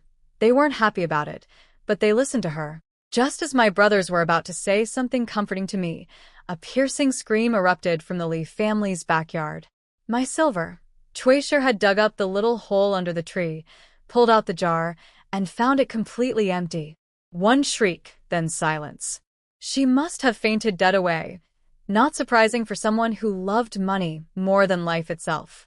I knew exactly what had happened, but she couldn't die on me yet, not before I got my 69 taels. I knocked on Li Rulan's door. Li Rulan, your mother just dropped dead. Aren't you going to check? She didn't understand the slang I used at first, but she figured anything coming out of my mouth couldn't be good news. She opened the door to ask what I meant, but I just pointed toward the backyard. Your mother screamed, and then went silent. Maybe you should go look. A terrible feeling hit her. She ran to the backyard as fast as she could. Seconds later, we all heard her wailing. Mother, wake up. Someone help. My mother fainted. After crying for a while with no response, she realized her voice couldn't reach anyone beyond the front yard. She knew I wouldn't help, so she ran into the village calling for aid. It was farming season. Most of the strong men were out in the fields. All she managed to round up were a few women who followed her back to see what was wrong. They found Cui Shi sprawled on the ground, unconscious. Next to her was an open hole in the dirt and an empty jar. Nobody paid attention to those details. They moved toward Cui Shi, ready to carry her inside. Don't touch her. I'd waited until enough people were present before bringing my mother and brothers to the backyard. I wasn't being heartless for no reason. I knew Cui Shi and Li Rulan too well. If I'd gone back there alone with my family and no witnesses, Cui Shi could easily wake up and blame us, claim we pushed her, or worse. With all these village women watching, she couldn't pull any tricks. The women froze at my warning. I pointed at Cui Shi. The Li family has never played fair. You help carry her, and if she dies, they'll blame you for it. Everyone backed away from Cui Shi like she was a poisonous snake. One woman actually patted her own chest in relief. Thank goodness Xiao Nian warned us. Knowing Cui Shi, she'd absolutely pin it on whoever touched her. Another woman shot me a grateful look. Thanks, Xiao Nian. I almost got myself in trouble. Li Rulan was frantic. She'd gone to all that effort to bring help, and one sentence from me had scared everyone away. Xiao Nian, how can you be so evil? Your own mother-in-law is unconscious and you won't help, and you stop others from helping too? If anything happens to my mother, I'll have my brother report you to the authorities for being unfilial. I smiled. Your brother and I are already separated. I have nothing to do with your family anymore. Whether the old hag lives or dies is none of my business. That piece of news hit the village women like a thunderbolt. They completely forgot about Cui Shi lying on the ground. All they could think about was what I'd just said. One woman tugged my sleeve, unable to contain her curiosity. Xiao Nian, you separated from Scholar Li? I had no reason to hide it. Yes. We finalized it at the magistrate's office today. I'm no longer part of the Li family. That set off an explosion of whispers. Nobody even remembered they'd come to help with a medical emergency. She must have really been pushed to the limit to go through with a separation. Trying to sell someone's children right out in the open, I'd leave. Too, if it were me. Without Xiao Nian, who's going to do all the work in the Li house. The village women's reactions were exactly what I expected. Everyone would assume the separation happened because Cui Shi tried to sell the children. Most of these women were Li family relatives. Even though they genuinely thought leaving was the smart move, they still felt obligated to offer token advice. Xiao Nian, think carefully. Life as a separated woman isn't easy. Don't make a decision you'll regret, I smiled. Don't worry, Auntie. Even if my future is difficult, it'll still be better than living in a Li house. Nobody had a response to that. They'd all seen my life here with their own eyes. A husband who is never home. A young wife living no differently than a widow. A mother-in-law. And sister-in-law who dumped all the work on me while lounging around.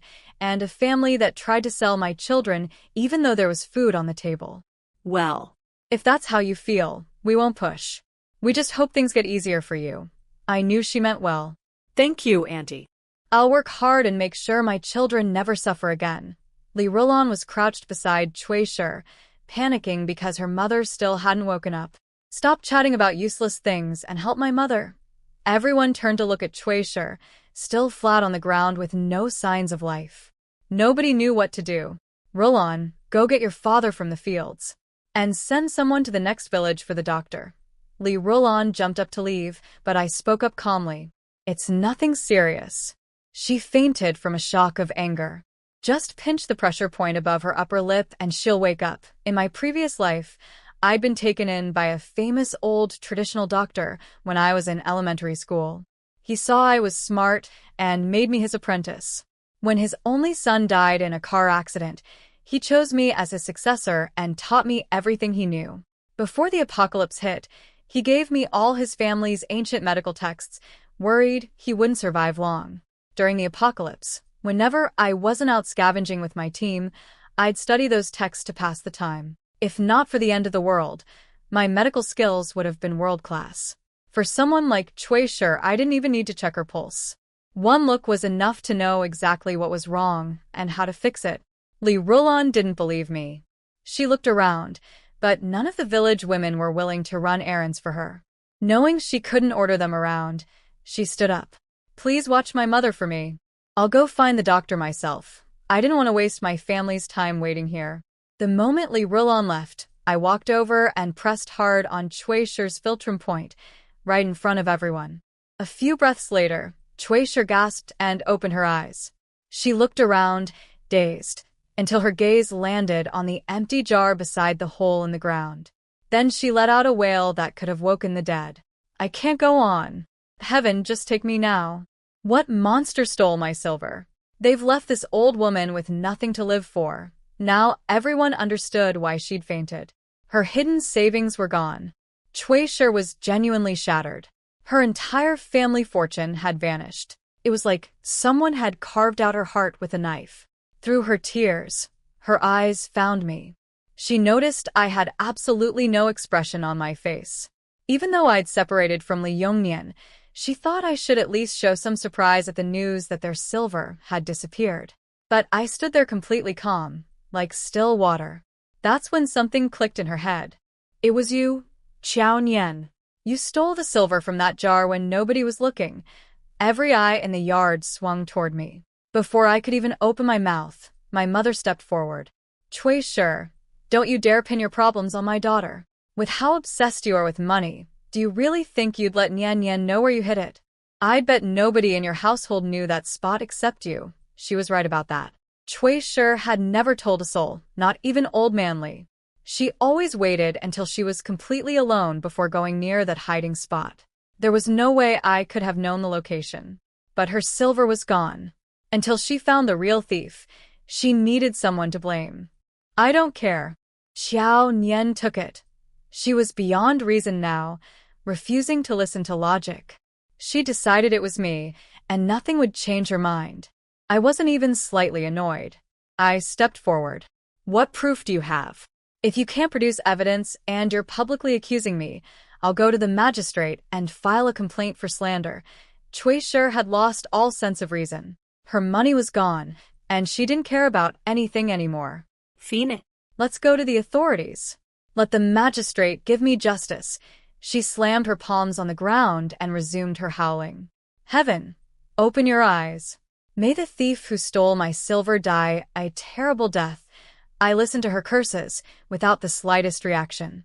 If heaven really had eyes, it wouldn't let so many wicked people strut around tormenting others, and it wouldn't let good people suffer false accusations. I felt zero guilt about taking that silver. The Li family was a nest of ungrateful snakes. Not a single decent person among them. Taking their money was the mildest punishment they deserved. Compared to the life the original Qiao Nian had lost, 90-odd taels of silver was nothing. Cui Shi's wailing grated on my nerves like a flock of crows passing overhead. Enough. Stop howling. If heaven really had eyes, a vile woman like you would have been struck down long ago. A few of the village women couldn't help themselves. Their lips twitched, and they actually laughed out loud. They quickly ducked their heads, trying to hold it in. Cui Shi nearly fainted again from rage. She was stuck. If she kept crying, they'd laugh at her, but if she stopped, it would seem like she agreed with what I said. Just then, old man Li came running back from the fields. Li Rulan had gone to fetch him, and of course half the village heard the commotion and followed along. Free entertainment trumped farm work every time. A whole crowd came pouring in, including the village chief. The village chief hadn't wanted to get involved, but when he heard Cui Shi was dying, he had no choice.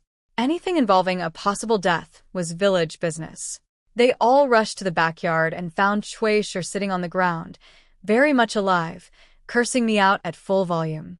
Qiao Nian, even though you separated from Yongnian, I'm still your elder. How dare you curse me like that? Everyone, including old man Li, just stared. For someone supposedly on death's door, she had an impressive amount of energy for screaming insults. All eyes turned to Li Rulan accusingly. The village chief was still processing the news that I'd separated from Li Yongnian. But seeing Cui Shi in full battle mode, he forgot all about that. Rulan, what's wrong with you? Your mother is perfectly fine. Why did you make such a scene? Li Rulan was confused too. Her mother really had looked dead earlier. Now here she was, cursing people with the same ferocity as always. The village chief pushed through the crowd to Cui Shi. What are you stirring up now? Cui Shi pointed at me. Village chief, you have to help my family. That wretch Qiao Nian stole all our savings. With this many people watching, I couldn't stay quiet. Village chief, Cui Shi is accusing me without a shred of evidence. I won't accept that. I suggest we report this to the authorities. Let the magistrate find the real thief and clear my name. The village chief's brow furrowed so tight you could pinch a fly between the wrinkles. He didn't bother hiding his disgust with Cui Shi. Cui Shi, don't go slandering people without proof. Qiao Nian lived in your house for years. You know what kind of person she is. Meanwhile, old man Li pulled Li Rulan aside to get the full story. She told him everything she knew. Old Man Li might have seemed like a silent lump, but he was actually sharp when it mattered. His first thought was clear. They absolutely could not involve the authorities. If they reported the theft, there was no guarantee they'd get the money back, and I might start talking about things that would damage Li Yongnian's reputation. The whole family had sacrificed for years, skipping meals, wearing rags, all for Li Yongnian's future. One scandal could ruin everything. He didn't even know yet about Li Yongnian and Xie Xiaoyan living together in town with 2 sons. If he had, he'd have been even more desperate to keep things quiet. He walked over, pulled Cui Shi up from the ground, and said firmly, "Enough. Stop making a scene." Yongnian promised compensation to Qiao Nian and the children. Every single coin must be paid. Give it to her now. After decades of marriage, Cui Shi knew her husband. He rarely spoke up, but when he did, it was final. She didn't fully understand his reasoning, but she didn't argue. She just cried, "Old man, all our savings are gone. What am I supposed to pay her with?" Old Man Li had initially assumed this whole tantrum was Cui Shi's way of avoiding payment. But looking at her face now, the money really was gone. The realization hit him like a thunderbolt. But he was tougher than Cui Shi. He didn't faint. He looked at me. "You can see the situation. Our money is missing. Can you give us some time to gather the funds?" I shrugged casually. Sure. "Pay me whenever you want." "No." Cui Shi suddenly remembered the IOU. "Old man," Yongnian signed a note. "Every day we're late costs 1 tael of silver and interest." She was right that I'd agreed so quickly because of the interest. Every day of delay put more money in my pocket. Old Man Li's eyes went wide. What? How could Yongnian agree to such terms? For the first time, he looked shaken. 1 tael per day, they couldn't afford to wait. Cui Shi tugged his sleeve. "What do we do?" Old Man Li's temples were throbbing. This was a terrible situation. Finally, he gritted his teeth and turned to the village chief. "Village chief, our family wants to sell 6 acres of land. Have you lost your mind?" Cui Shi was crying real tears now, tears of pure pain. They'd accumulated a lot of farmland over the years, especially after Li Yongnian became a scholar and their household was exempt from grain tax. They'd bought extra land from other villagers. Farmland was a rural family's foundation. It was the reason they'd saved so much in the first place. Old Man Li didn't even glance at her. 6 acres of prime farmland. "Anyone who wants it, speak up now. I'll take 3 acres. Someone jumped on it immediately. The Li family's land was well located with rich soil, a bargain. The village chief forgot his own position and spoke up before anyone else could. "I'll take the other 3. Old Man Li sent Cui Shi to fetch the land deeds. With the village chief present, the sale went through smoothly. Each acre sold for 12 taels. Before long, Old Man Li came back with 72 taels of silver. When I took the money, my face showed nothing. But my 2 brothers were stunned. They'd heard me mention the 69 taels earlier and thought I was joking. Now the silver was physically in my hands. They couldn't figure out how someone as money-obsessed as Cui Shi would agree to hand over this much. I must have serious leverage over the Li family. But they were smart enough not to ask questions in front of other people. Their only concern now was keeping me and the money safe. I didn't leave right away. I turned to my family. "Mother, brothers, please watch Bao and Da Niu for a bit. I need to pack up our things." They nodded. "Take your time. We'll look after them." I went into the room where the children and I had lived. Honestly, we owned almost nothing. The bed was decent enough, but the blankets and clothes were falling apart. Even though I hated these ragged things, I wasn't about to leave anything for the Li family. The broken table and cabinet could be chopped into firewood for my mother's household. The worn-out blankets and clothes could be used by my mother and sisters-in-law to make shoes, or burned as fuel. My principle was simple. The Li family gets nothing. With a single thought, everything in the room vanished into my spatial storage. While Cui Shi, Old Man Li, and Li Rulan were still outside grumbling, I slipped into their rooms one by one. Whatever I saw, furniture, clothes, tools, everything went straight into my space. I cleaned out the kitchen too. Not a single item left behind. Once I was sure the house was completely empty, I ran back to my room, then burst out screaming. "Ghosts! There are ghosts. Everything in my room is gone. I ran toward the crowd, putting on my most terrified face. The village chief hadn't left yet. He frowned at me. What's wrong with you? It's broad daylight. There are no ghosts. I pointed toward my room, gasping for breath. Village chief, please go look. Everything just vanished. Nonsense. He walked over with his hands behind his back. Cui Shi and Old Man Li exchanged confused looks and followed. They opened the door and froze. The room was completely empty. Not a single item remained. Just dust and air. You couldn't even find a fly. The village chief broke out in a cold sweat and stepped back instinctively. Cui Shi shrieked. Heavens! It really is ghosts. She'd actually been in this room earlier that morning after I left, snooping around for anything valuable I might have hidden.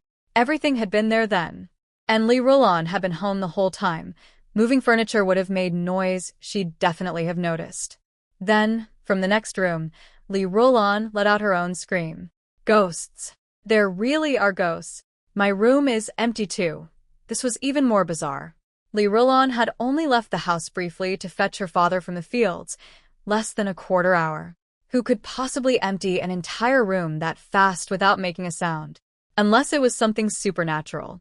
The village chief, Cui Shi, and Old Man Li rushed to Li Rolan's room. Same thing. Bare walls, nothing but cobwebs on the ceiling beams. Old Man Li's scalp went numb. He sprinted to the main bedroom he shared with Cui Shi. Standing in the doorway, he went so pale he nearly passed out. He grabbed the door frame to keep from collapsing. Cui Shi followed and let out a blood-curdling howl. We've been robbed. No, it's ghosts. Ghosts. The village chief checked the kitchen. Empty. Even the firewood shed had been stripped clean. Nobody would ever suspect me. The only explanation anyone could come up with was that the Li family's sins had angered the gods. First their silver disappeared, and now everything they owned had vanished into thin air. The more timid onlookers had already bolted. The braver ones stood around whispering nervously. Cui Shi tried to sell her own grandchildren. She must have angered the spirits. Heaven is watching. Never do anything wicked. Let this be a lesson to all of us. Don't mess with your karma. Cui Shi heard every word. Normally she'd have been screaming insults at them. But today she didn't dare. With something this strange happening in her own home, maybe she really had offended some divine power. She kept her head low, terrified that making noise might provoke the spirits into taking her life next. Old Man Li leaned against the door frame, his eyes empty and lifeless. After a long silence, he spoke to the village chief. Village chief, could you send someone to town to bring Yongnian home? No. Cui Shi was scared out of her mind, but she hadn't lost all reason. If a villager went to town and saw Xie Xiaoyan at Li Yongnian's place, his reputation would be destroyed. Yongnian is busy studying. Don't bother him with household problems. Old Man Li glared at her furiously. The house is stripped bare. He's the only son. Shouldn't he come home and see this? Cui Shi held firm. He just went through the separation today. His mood is bad enough. If someone needs to go, I'll go myself tomorrow. Old Man Li could tell she was hiding something, but he backed down for now. The village chief was covered in goosebumps standing on Li family property. This wasn't done by any human thief. If you're frightened, hire a priest to perform a cleansing ritual. Don't bother reporting it to the authorities. Even the magistrate couldn't solve a case like this. Officials aren't gods. The village chief dropped that advice and practically ran away, afraid of catching whatever evil was haunting the Li property. I chased after him. Village chief.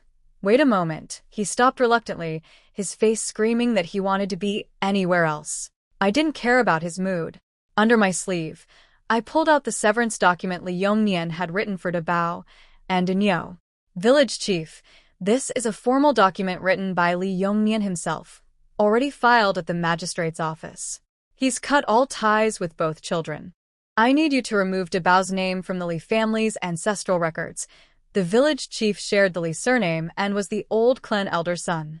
In recent years, the elder had grown too frail to manage clan business, so the village chief handled it all.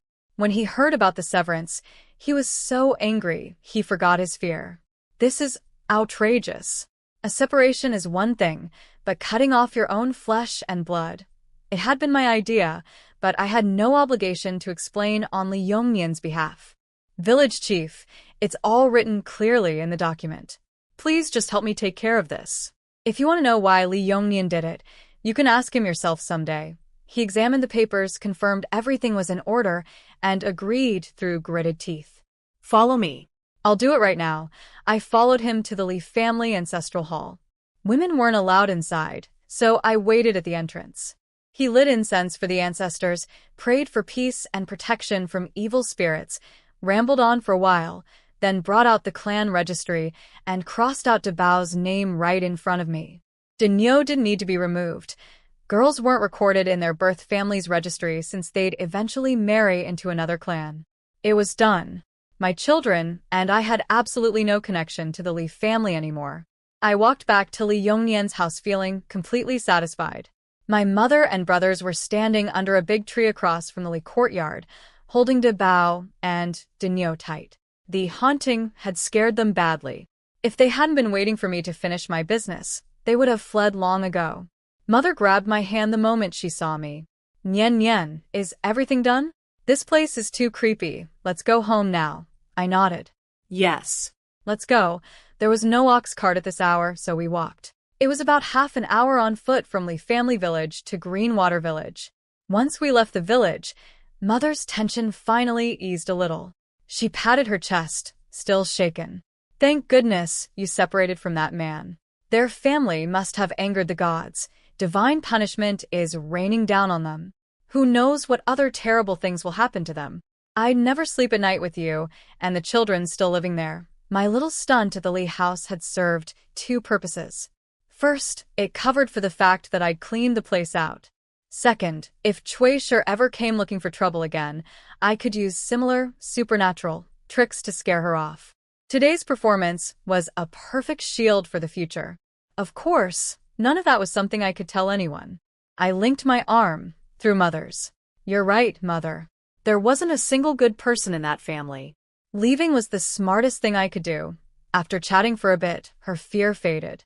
Then she asked the question I'd been expecting. Nian Nian, you must have something on Li Yongnian. Otherwise, why would he agree to a separation so easily and give you all that silver? I didn't hide it. I told her everything, finding Xie Xiaoyan at Li Yongnian's house, the two secret sons, how he'd known about selling the children all along. That bastard. Qiao Chongqing's veins were bulging. He actually did something that's shameless? Little sister, this isn't over. Tomorrow I'm going to town to destroy his reputation. I knew my eldest brother could read, so I showed him the guarantee letter. The one where I'd promised not to reveal Li Yongnian's secrets, with a penalty of 1,000 taels if I broke my word. Brother, don't be rash. You think Li Yongnian is stupid? That 69 taels wasn't compensation, it was hush money. Both brothers read the document. Their faces went dark with fury. This is unacceptable. Qiao Chongsong fumed. Little sister, how could you give up the chance to ruin him for a few dozen taels? I'd rather have no money at all and watch him burn. Mother scolded me too. Nian Nian, our family may be poor, but we shouldn't sell our right to justice for silver. Seeing all three of them so angry on my behalf filled my chest with warmth. They genuinely loved me. Faced with that much money, they'd rather throw it away if it meant I could have my revenge. That kind of attitude, putting dignity over money, was rare in any era, let alone one where daughters were valued less than sons. My soul had lived through the modern world and survived the apocalypse. 69 taels of silver meant nothing to me. The only reason I'd agreed so readily to Li Yongnian's terms was because I'd already figured out how to destroy his reputation without breaking the letter of my promise. I'd originally planned to carry out that scheme quietly on my own. But seeing how fiercely my family stood behind me, I changed my mind and told them everything. Mother, brothers, don't worry. I already have a plan to ruin that scumbag. Here's what we do. Their eyes lit up as I explained. Qiao Chongqing couldn't help praising me. Little sister is brilliant. This way we keep the compensation money and destroy his reputation. Mother shoved him. Keep your voice down. Do you want the whole road to hear? He clamped his hand over his mouth. Mother turned serious. We all act like we know nothing. We follow Nian's lead. Nobody else finds out. Understood. Qiao Chongsong raised his right hand like he was swearing an oath. I'll take this secret to my grave. The adults talked about my separation the whole walk, cursing Li Yongnian whenever the conversation hit a sore spot. Da Bao and Da Niu didn't understand any of it. All they knew was that Mama had taken them away from that nightmare of a house, and they'd be living with their grandparents now. For them, a life without beatings was a good life. Feeling safe for the first time, the two little ones fell asleep on my brother's shoulders. They were so thin and light that my brothers didn't feel any strain at all. Half an hour later, we reached Green Water Village. The name fit perfectly. The village was full of small rivers and ponds, with a big mountain rising behind it. In my eyes, it was a beautiful place. Most villages had an old locust tree at their entrance. Green Water Village had a massive pond instead, over 1,000 square meters, with water so clear you could see straight to the bottom. Since this was the southern region, spring came early and little lotus leaves were already poking up through the surface. The Qiao family lived at the very north end of the village, closest to the mountain. To get there, we had to walk through the entire village. It was noon. The farmers were all resting at home, so we barely ran into anyone. Even if we had, nobody would have thought it was strange. Me bringing the children to visit my parents' house was nothing new. We reached the Qiao family gate. In the yard, my eldest sister-in-law, Jin Xiujuan, was sitting under the eaves sorting beans. My second sister-in-law, Wu Kaihua, had a baby girl strapped to her back and was squatting in the shade, washing clothes. In the far corner, under a simple grass shelter, my third brother Qiao Chongbai sat making fan frames. My father was nowhere to be seen. "Chongbai, is your father back yet?" Mother called out. Chongbai put down his work and stood up. "Not yet, Mother." Then his eyes landed on me. I was studying him at the same time. A striking scar ran diagonally across his face, from his left temple down to the right corner of his mouth. It made him look fierce at first glance. But Chongbai was actually the best-looking of my three brothers, tall, broad-shouldered, narrow-waisted, long-legged. Years of hunting in the mountains had sculpted his body into solid muscle. In modern terms, he'd have been the type to make girls swoon. If not for that scar. For years ago, shortly after the original Qiao Nian gave birth to the twins, Cui Shi had started complaining constantly about 2 extra mouths to feed, saying the family would starve. The original Qiao Nian was too naive to question the logic. Newborns only drank breast milk, so how could they possibly strain the food supply? But she obediently went home to beg her family for help. At the time, Chongbai was engaged, with his wedding less than a month away. The family had pooled all their savings for his bride price. But they couldn't let their daughter leave empty-handed. So Chongbai went into the mountains with his tools, hoping to catch some small game for his sister to take back. That day, he ran into a black bear. He fought it off and survived, but the scar on his face was permanent. His fiancée broke off the engagement because of his disfigurement. Chongbai became so self-conscious about the scar that he refused to discuss marriage ever again. Something surged inside me when I saw him, guilt that must have belonged to the original Qiao Nian. If she hadn't come begging that day, Chongbai would never have gone into the mountains. He'd be married with children running around by now. I pushed those feelings down and called out, "Third brother." He didn't hold any grudge against me. His voice was warm with concern. "Little sister, did the Li family give you any trouble?" I wanted to go with the others, but Mother told me to stay and help Father. "Don't worry, third brother. Nobody bullied me." I managed to smile. My 2 sisters-in-law put down their work and stood up. The way they looked at me was complicated. Not hostile exactly. Nothing like Cui Shi's open hatred. But there was no warmth either. It was more like numbness or exhaustion. I understood completely. If I had a sister-in-law who constantly came home begging for handouts while her in-laws enabled the behavior, I wouldn't be thrilled either. Eldest sister-in-law. Second sister-in-law. I greeted them with an awkward smile. Jin Xiujuan gave me a flat nod, nothing more. Wu Kaihua turned around, untied the baby from her back, and held the child in front, pretending she hadn't seen me at all. I wasn't bothered. I deserved that reaction based on the original Qiao Nian's track record. Mother noticed their cold attitudes and was about to scold them. I stopped her. Mother, you've been on your feet all morning. Go rest. I'll make lunch. Everyone stared at me like I'd grown a second head. The original Qiao Nian had never once lifted a finger when she visited. Now here I was volunteering to cook? It was as if the sun had risen in the west. I knew exactly what those looks meant. The original Qiao Nian had left a deep impression on this family, and I could only change it through actions, one day at a time. Without another word, I headed into the kitchen. Jin Xiujuan glanced at her husband, then reluctantly followed me in. I wanted to start changing how this family saw me from day one, but I wasn't familiar with where everything was in this kitchen. Thankfully, Jin Xiujuan was there. She wouldn't talk to me on her own, but whenever I asked where something was, she'd silently hand it to me.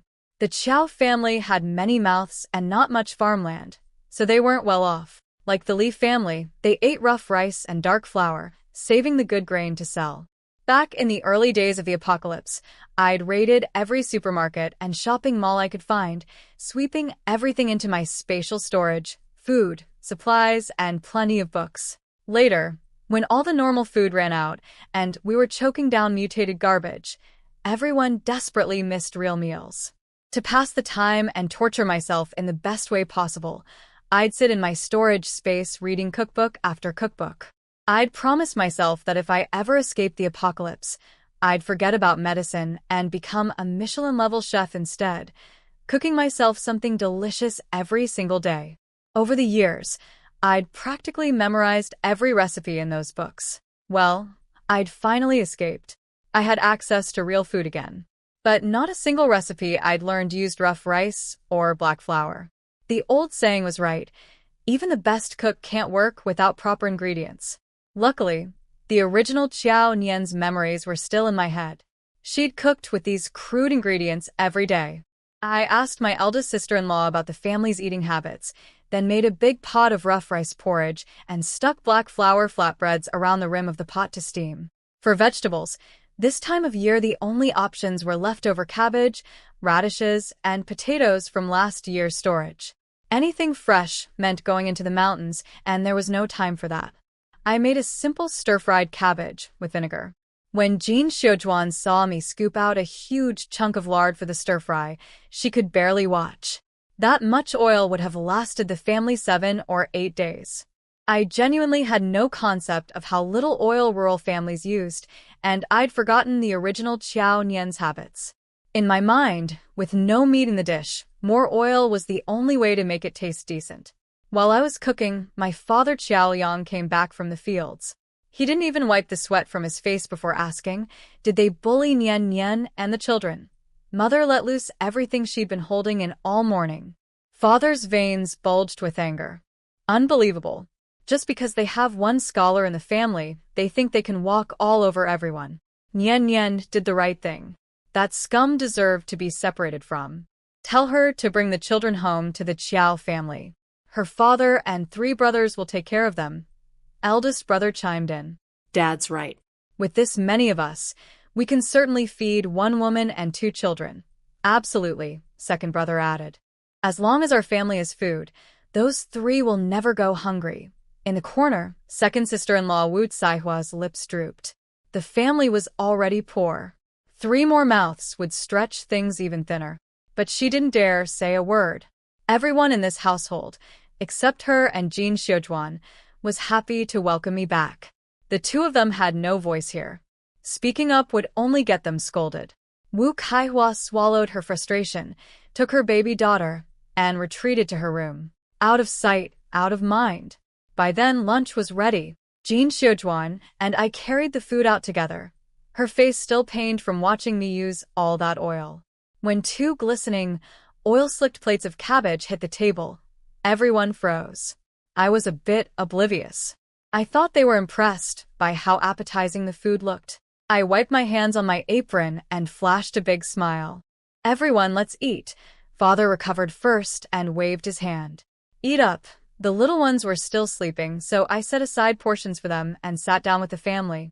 According to the original Qiao Nian's memories, This was the most complete gathering she'd ever had at a family meal here. Eldest brother and his wife, their 8-year-old son Xiao Lei and 6-year-old daughter Xiao Miao. Second brother and his wife, their 6-year-old son Xiao Zhuang and baby Xiao Jing in Wu Caihua's arms. Father, mother, third brother, a full house that should have been lively and loud. But with everything that had happened, nobody could smile. The oily cabbage tasted wonderful to everyone, yet not a single person said so. Even the children read the mood and stayed quiet. I didn't find the silence strange. I'd just gone through a separation. My family was heartbroken for me. Who could laugh at a time like this? Jin Xiujuan and Wu Kaihua took over the dishes without letting me help. I knew father had more to say, so I stayed at the table. He sighed heavily. Nian Nian, now that you've separated, you'll stay with us. After some time, your mother will help you find a good man to marry. Don't worry about the Bao and Da Niu. When you remarry, they'll stay here at the Qiao house.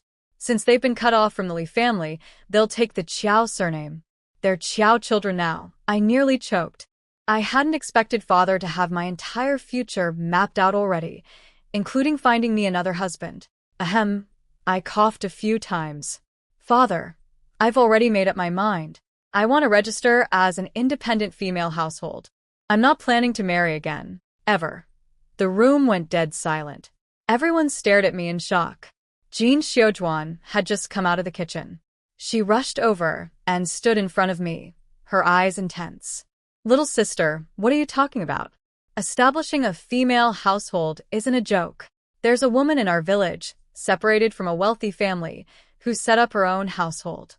But she had property and a business. You don't even have a single acre of land to your name.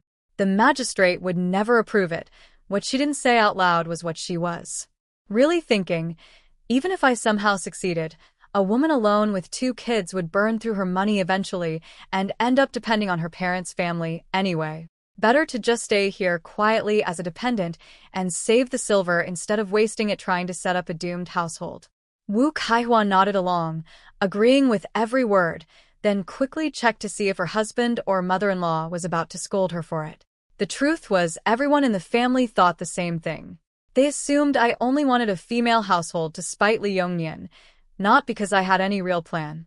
Everyone assumed I was just being stubborn, trying to prove something to Li Yongnian after wasting years on him. They figured a woman alone with 2 kids couldn't survive, no matter how much money she had. Without help, it was impossible. Father spoke carefully. Nian Nian, you're not a child anymore. You have to think about what you're doing. A woman raising 2 children alone. How can your parents and brothers not worry? He was being polite, but the meaning was clear. Don't be foolish. I knew everyone meant well. I reached under my sleeve and pulled out the 69 taels of silver. Everyone already knew about this money, and they knew it was a lot for daily living but nowhere near enough to establish any kind of business. I set 10 taels on the table. This is the dowry money our family gave me when I married. Then I put down 15 more. I was wrong to keep coming back and begging for handouts all those years. I can't calculate exactly how much I took, but this 15 taels is a start. Mother's face hardened. She pushed the silver back. Nian Nian, what are you doing? That money was a gift. You don't return gifts. Eldest brother agreed. Little sister, that's yours. Nobody expected you to pay it back, but my 2 sisters-in-law, their eyes were practically burning holes in that silver. They didn't say a word, but their faces said everything. Father pushed the money back to me. You have 2 children to raise. Keep it. Our family doesn't need it. Father, Jin Xiujuan couldn't hold it in anymore. Xiao Lei is 8 years old. Everyone says he's smart enough for school. But we can't afford it. The boy has never even seen the inside of a classroom. You love your daughter, and I don't object to that. But don't you care about the other children too? Isn't Xiao Lei part of this family? Shut your mouth. Before anyone else could react, eldest brother grabbed her arm and pulled her aside. The money belongs to our parents. They give it to whoever they want. Say one more word, and I'll. He raised his fist. Jin Xiujuan didn't back down. Tears streamed down her face, but her neck was stiff with defiance. Go ahead, hit me. Kill me if you want. I married into this family, I've worked hard, I've given you children. Doesn't that count for more than a married-out daughter who keeps coming back to leech off her own parents? I don't know what's wrong with all of you. She's a married woman, but you treat her like she's some shrine to worship. Wu Kaihua shoved her baby into second brother's arms and rushed over to pull Jin Xiujuan away. Sister-in-law, don't fight with him. Getting hurt over an outsider isn't worth it. Eldest brother was pulled aside by third brother. Jin Xiujuan wiped her tears roughly and glared at her husband. Qiao Chongqing, I can't live like this anymore. I want a separation too. I'll suffer if I have to, but I won't let my children suffer alongside me. Everyone stop. I stood up abruptly and stuffed the 25 taels into Mother's hands. Mother, listen to me today. Keep this money. Tomorrow, have eldest brother find a good school and enroll Xiaolei. Then I walked to eldest brother. Brother, sister-in-law is right. You can't neglect your own children for my sake. Little sister, his face was red with frustration. Don't listen to her nonsense. She doesn't get to make decisions in this family. I raised my hand to stop him. Then I turned and faced everyone, bowing deeply. I was wrong before. I did terrible things to this family, for years. I've learned my lesson, and I won't make those mistakes again. Sisters-in-law, please give me some time. I said I'll establish a female household, and I mean it. Once I do, no matter how my life goes, I won't take another coin from this family. I meant every word. Part of it was a genuine apology on behalf of the original Qiao Nian. Part of it was to put everyone's minds at ease. My sisters-in-law had every right to protect their families and their children. I couldn't let my presence drive a wedge between my brothers and their wives. Mother stood up with tears in her eyes and took my hand. Nian Nian, we're family. Don't talk like we're strangers. If you're in trouble and we don't help, what kind of family are we? Father nodded firmly. Your mother is right. Don't worry about what anyone thinks. As long as your parents are alive, you and the children won't suffer. Third brother Chongbai, who'd been quiet the whole time, finally spoke. Sisters-in-law don't need to worry. I'm a bachelor with no one to support. I'll earn the money to take care of Nian Nian and the children myself. I won't burden either of my brothers. Second brother wasn't having it. Chongbai, what are you talking about?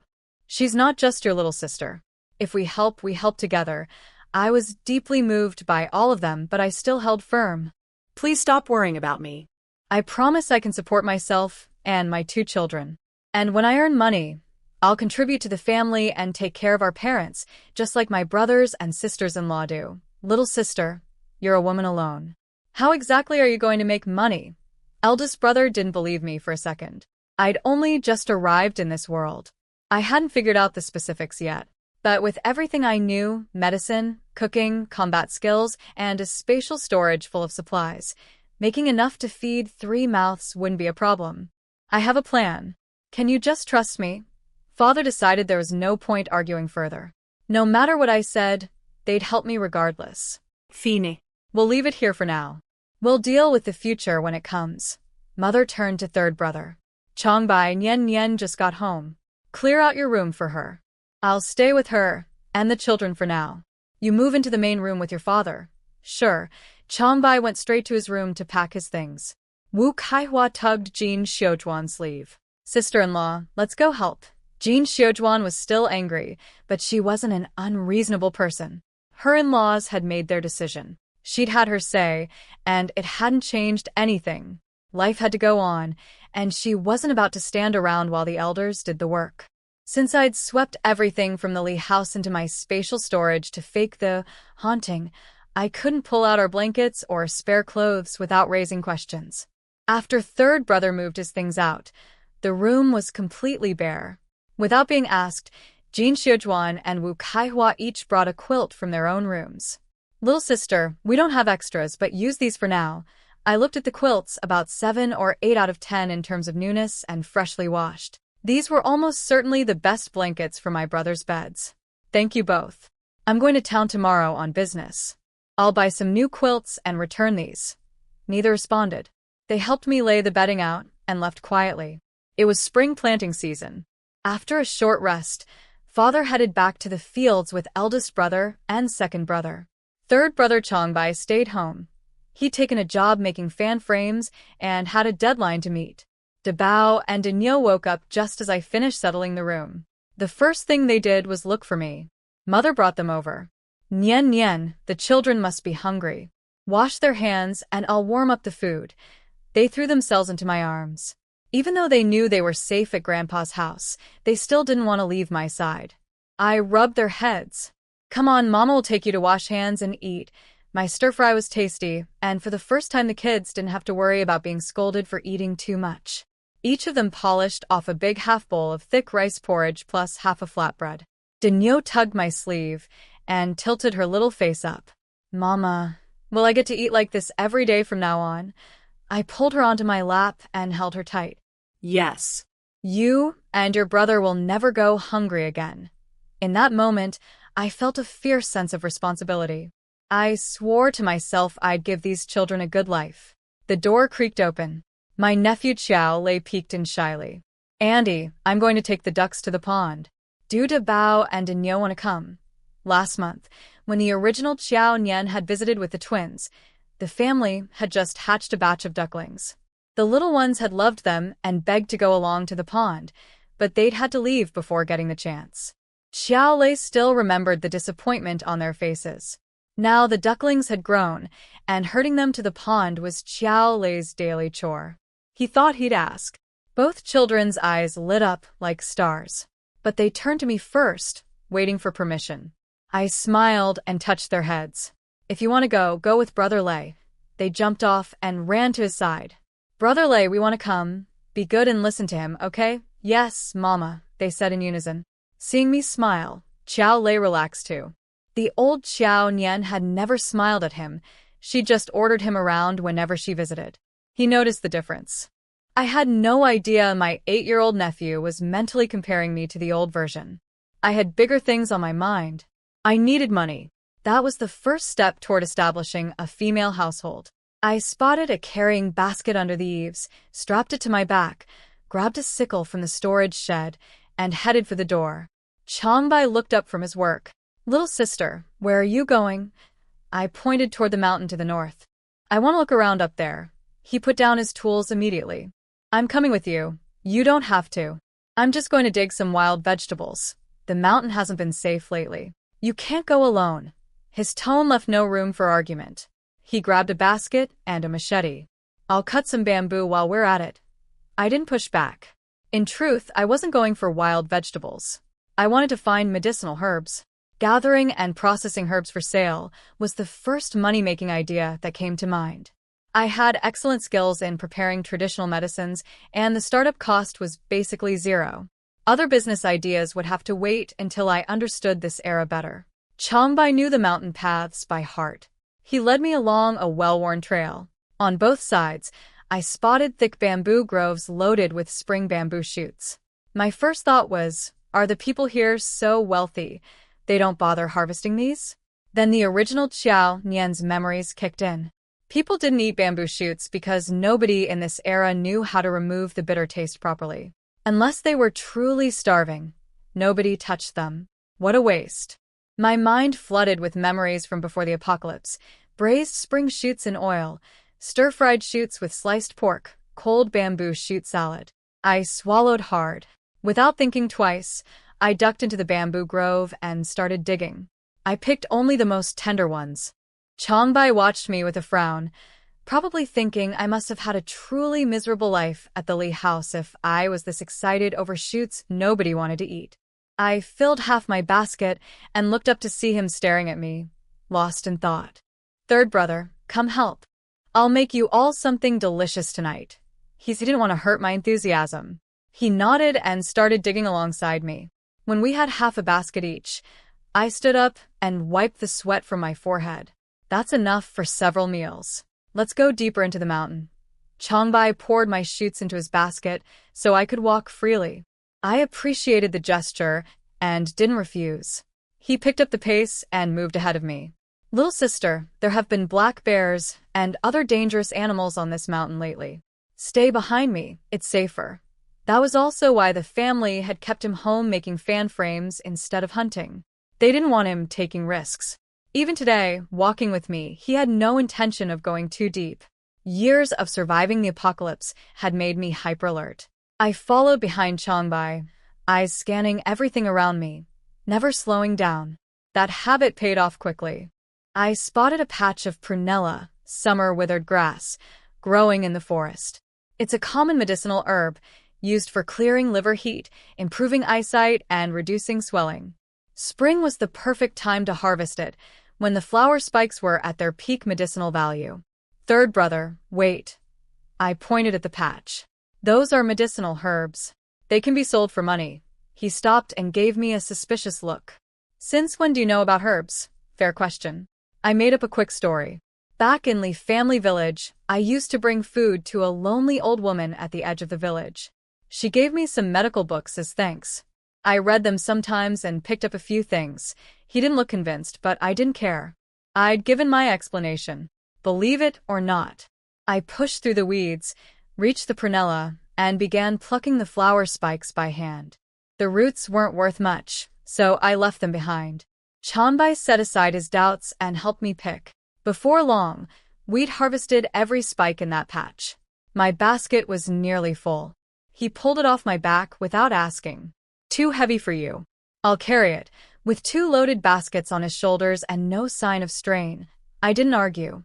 The first trip into the mountain had been a good haul, but I wasn't ready to leave. Third brother, is there somewhere we can stash the baskets? I want to go further in. I can hide them, but I don't think we should go deeper. His tone was firm. If we run into a wild boar, it won't be easy for you to get away. What he was really thinking, I'm sure, was that this whole expedition was a waste of his time. Instead of doing actual work, he was watching his little sister collect bitter bamboo shoots nobody eats, and weed she was calling medicine. He had fan frames to finish by tomorrow. I stretched my arms cheerfully. Don't worry, third brother. I can climb a tree just as fast as you. If a boar comes, I'll be up a trunk before it takes 2 steps. He couldn't bring himself to crush my enthusiasm. He found a cave, tucked the baskets inside, and led me further up the mountain. Less than a quarter hour later, on a shady slope, I found something far more valuable than prunella. Solomon seal, wild huangjing. In the modern world, most huangjing on the market was cultivated. Wild huangjing had significantly stronger medicinal properties. Looking at this big cluster of it, I might as well have been staring at piles of silver. I ran toward it excitedly. Third brother, come quick. There's huangjing here. He had no idea what huangjing was, but he followed along without complaining. This was early spring, when the plants had just sprouted and the underground roots were at their fattest. I carefully used the tip of my sickle to loosen the soil, then switched to bare hands to avoid damaging the roots with the blade. Chambai watched me for a bit, then copied my technique. Digging huangjing was much harder than picking prunella. We worked for about half an hour before we'd cleared every plant we could see. The pile of plump roots on the ground was impressive, at least 50 gene by my estimate. I didn't know what huangjing was worth in this era, but quality like this couldn't be cheap. Chambai stared at the muddy heap. Little sister, you're sure this stuff sells? I knew the original Qiao Nian's reputation was deeply branded into this family's minds. No amount of explaining would change that overnight. I shrugged.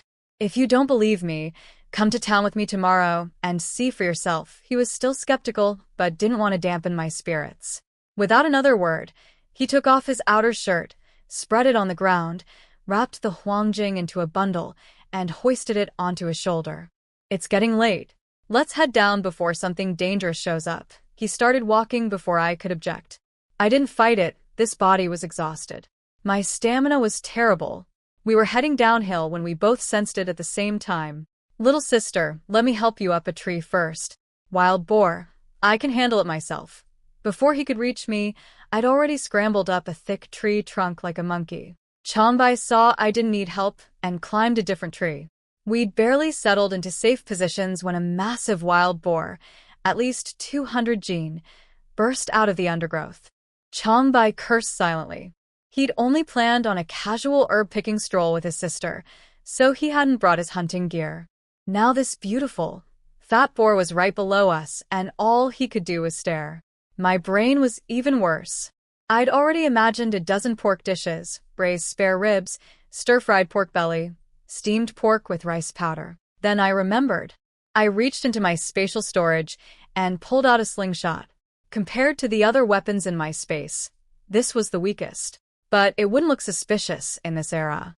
My storage had plenty of small stones scattered on the ground.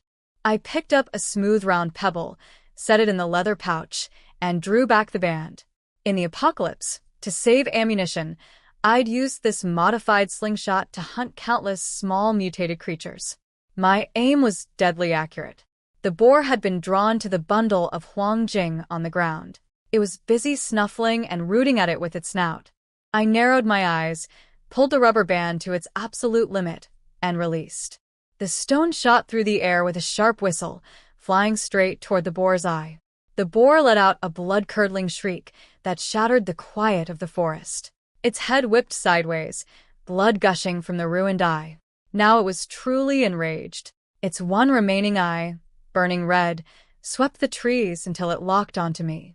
It lowered its head, tusks aimed at my tree trunk, and charged. Little sister. Changbai nearly jumped down from his tree in panic. Don't move, I shouted, my voice sharper and calmer than he'd ever heard from me. I can handle this. Something in my tone made him believe me. He'd seen me hit the boar's eye with impossible accuracy. He couldn't explain it, but he trusted what he'd witnessed. He stayed on his tree, watching like a hawk, ready to jump down the instant I was in real danger. The boar slammed into my tree. The trunk shook violently, and leaves rained down around me. I locked my legs tight and held steady, not a trace of fear on my face. I pulled another stone from my storage, loaded the slingshot, and drew back, so fast Changbai couldn't even follow the motion. The boar backed up a few steps, preparing for another charge. The moment it lowered its head and lunged, I released. The second stone punched into its remaining eye. A burst of blood. Total darkness for the beast. Completely blind now, the boar went berserk, crashing into trees and rocks at random. Changbai saw his chance. He dropped from his tree, machete raised, and brought it down hard on the boar's throat. The massive body twitched a few times, then went still. I put the slingshot away and hopped down to inspect our kill. Changbai's eyes were fixed on me, not the boar. His gaze was full of questions. I knew I owed him some kind of explanation. I pulled the slingshot back out from my sleeve and waved it casually. Third brother, I had no idea this little slingshot was so powerful. My voice was perfectly flat, like I was talking about someone else entirely. He took it from my hand and examined it closely. The craftsmanship was fine, especially the elastic band, made from some material he'd never seen before. It was clearly valuable, not something an ordinary person would own. I kept my face straight. I found it, thought it could work for self-defense, so I've been carrying it around. He was half convinced at best. But your aim just now, that kind of accuracy, doesn't come from carrying something around. Did you practice? I rubbed my hands together, letting my voice drop like I was ashamed. At the Lee house, my mother-in-law wouldn't let us eat enough. I thought maybe I could secretly shoot some sparrows to feed the children. I practiced for a long time, never actually hit a single bird. I guess today was just lucky. My voice got quieter and quieter. To Changbai's ears, every word was heartbreaking. What on earth had his little sister been through at the Lee house? Driven to teaching herself a slingshot just to feed her children. He placed his hand gently on my bony shoulder. That's all behind you now. From here on, third brother will work hard and earn money. You and the children will never go hungry again. I nodded, pretending to be brave. Okay. He admired the slingshot one more time, then held it out to return it. I shook my head. Keep it, third brother. If you like it, it's yours. He refused immediately. You need it for protection. I found several of them, I said without blinking. He stared at me. Several? Something this fine, just lying around to be picked up? Multiple times? I didn't care what he was thinking. My storage had dozens of slingshots in all shapes and sizes. The one I'd given him wasn't even close to the best. Since I'd already started exaggerating, I figured I'd go all the way. I really did find a bunch. I hid them in a secret spot, so the Lee family wouldn't discover them. When I have time, I'll go get them, and you can pick whichever ones you like. Changbai was speechless. He could pick freely from a collection. Just one of these would keep him excited for a sleepless night. But there was no time for celebrating. He found some vines in the brush, braided a long rope, and tied up the boar. Let's get down the mountain fast. All this blood will attract other predators. I agreed completely. I shouldered the bundle of Huangjing. We moved quickly downhill. At the cave where we'd stashed the bamboo shoots and prunella, Changbai grabbed both baskets, one on his front, one on his back, and dragged the boar behind him with one hand. Watching him haul all that weight, I felt helpless. If I'd been alone, everything would have gone into my storage, and I'd have strolled down the mountain without breaking a sweat. But my spatial storage was too extraordinary a secret. I could never reveal it to anyone. What I didn't know yet was that while I'd been up in the mountains, news of my separation from Li Yongnian had already spread through all of Greenwater Village. An old woman in our village, Granny Li, had married in from Li family village. She was the one who'd originally told my family about Cui Shi trying to sell the children. She'd followed my family to the Li house that morning, watched the whole show, eaten lunch at her relative's place, and come home to tell everyone in Greenwater Village every last detail. The villagers didn't have much sympathy for me. People who knew the Qiao family remembered the original Qiao Nian as an ungrateful daughter who constantly came home to beg for handouts, even after marriage. Nobody liked that kind of woman. But Granny Li had only shared the facts without embellishment. So the village believed the separation happened because I was protecting my children from being sold. On that point alone, a few people changed their opinion of me slightly. Whatever else she might be, a mother who'd fight to keep her children had backbone. Overall, the village was split. Some respected me, some looked down on me. A separated woman was still a rare and scandalous thing in this era.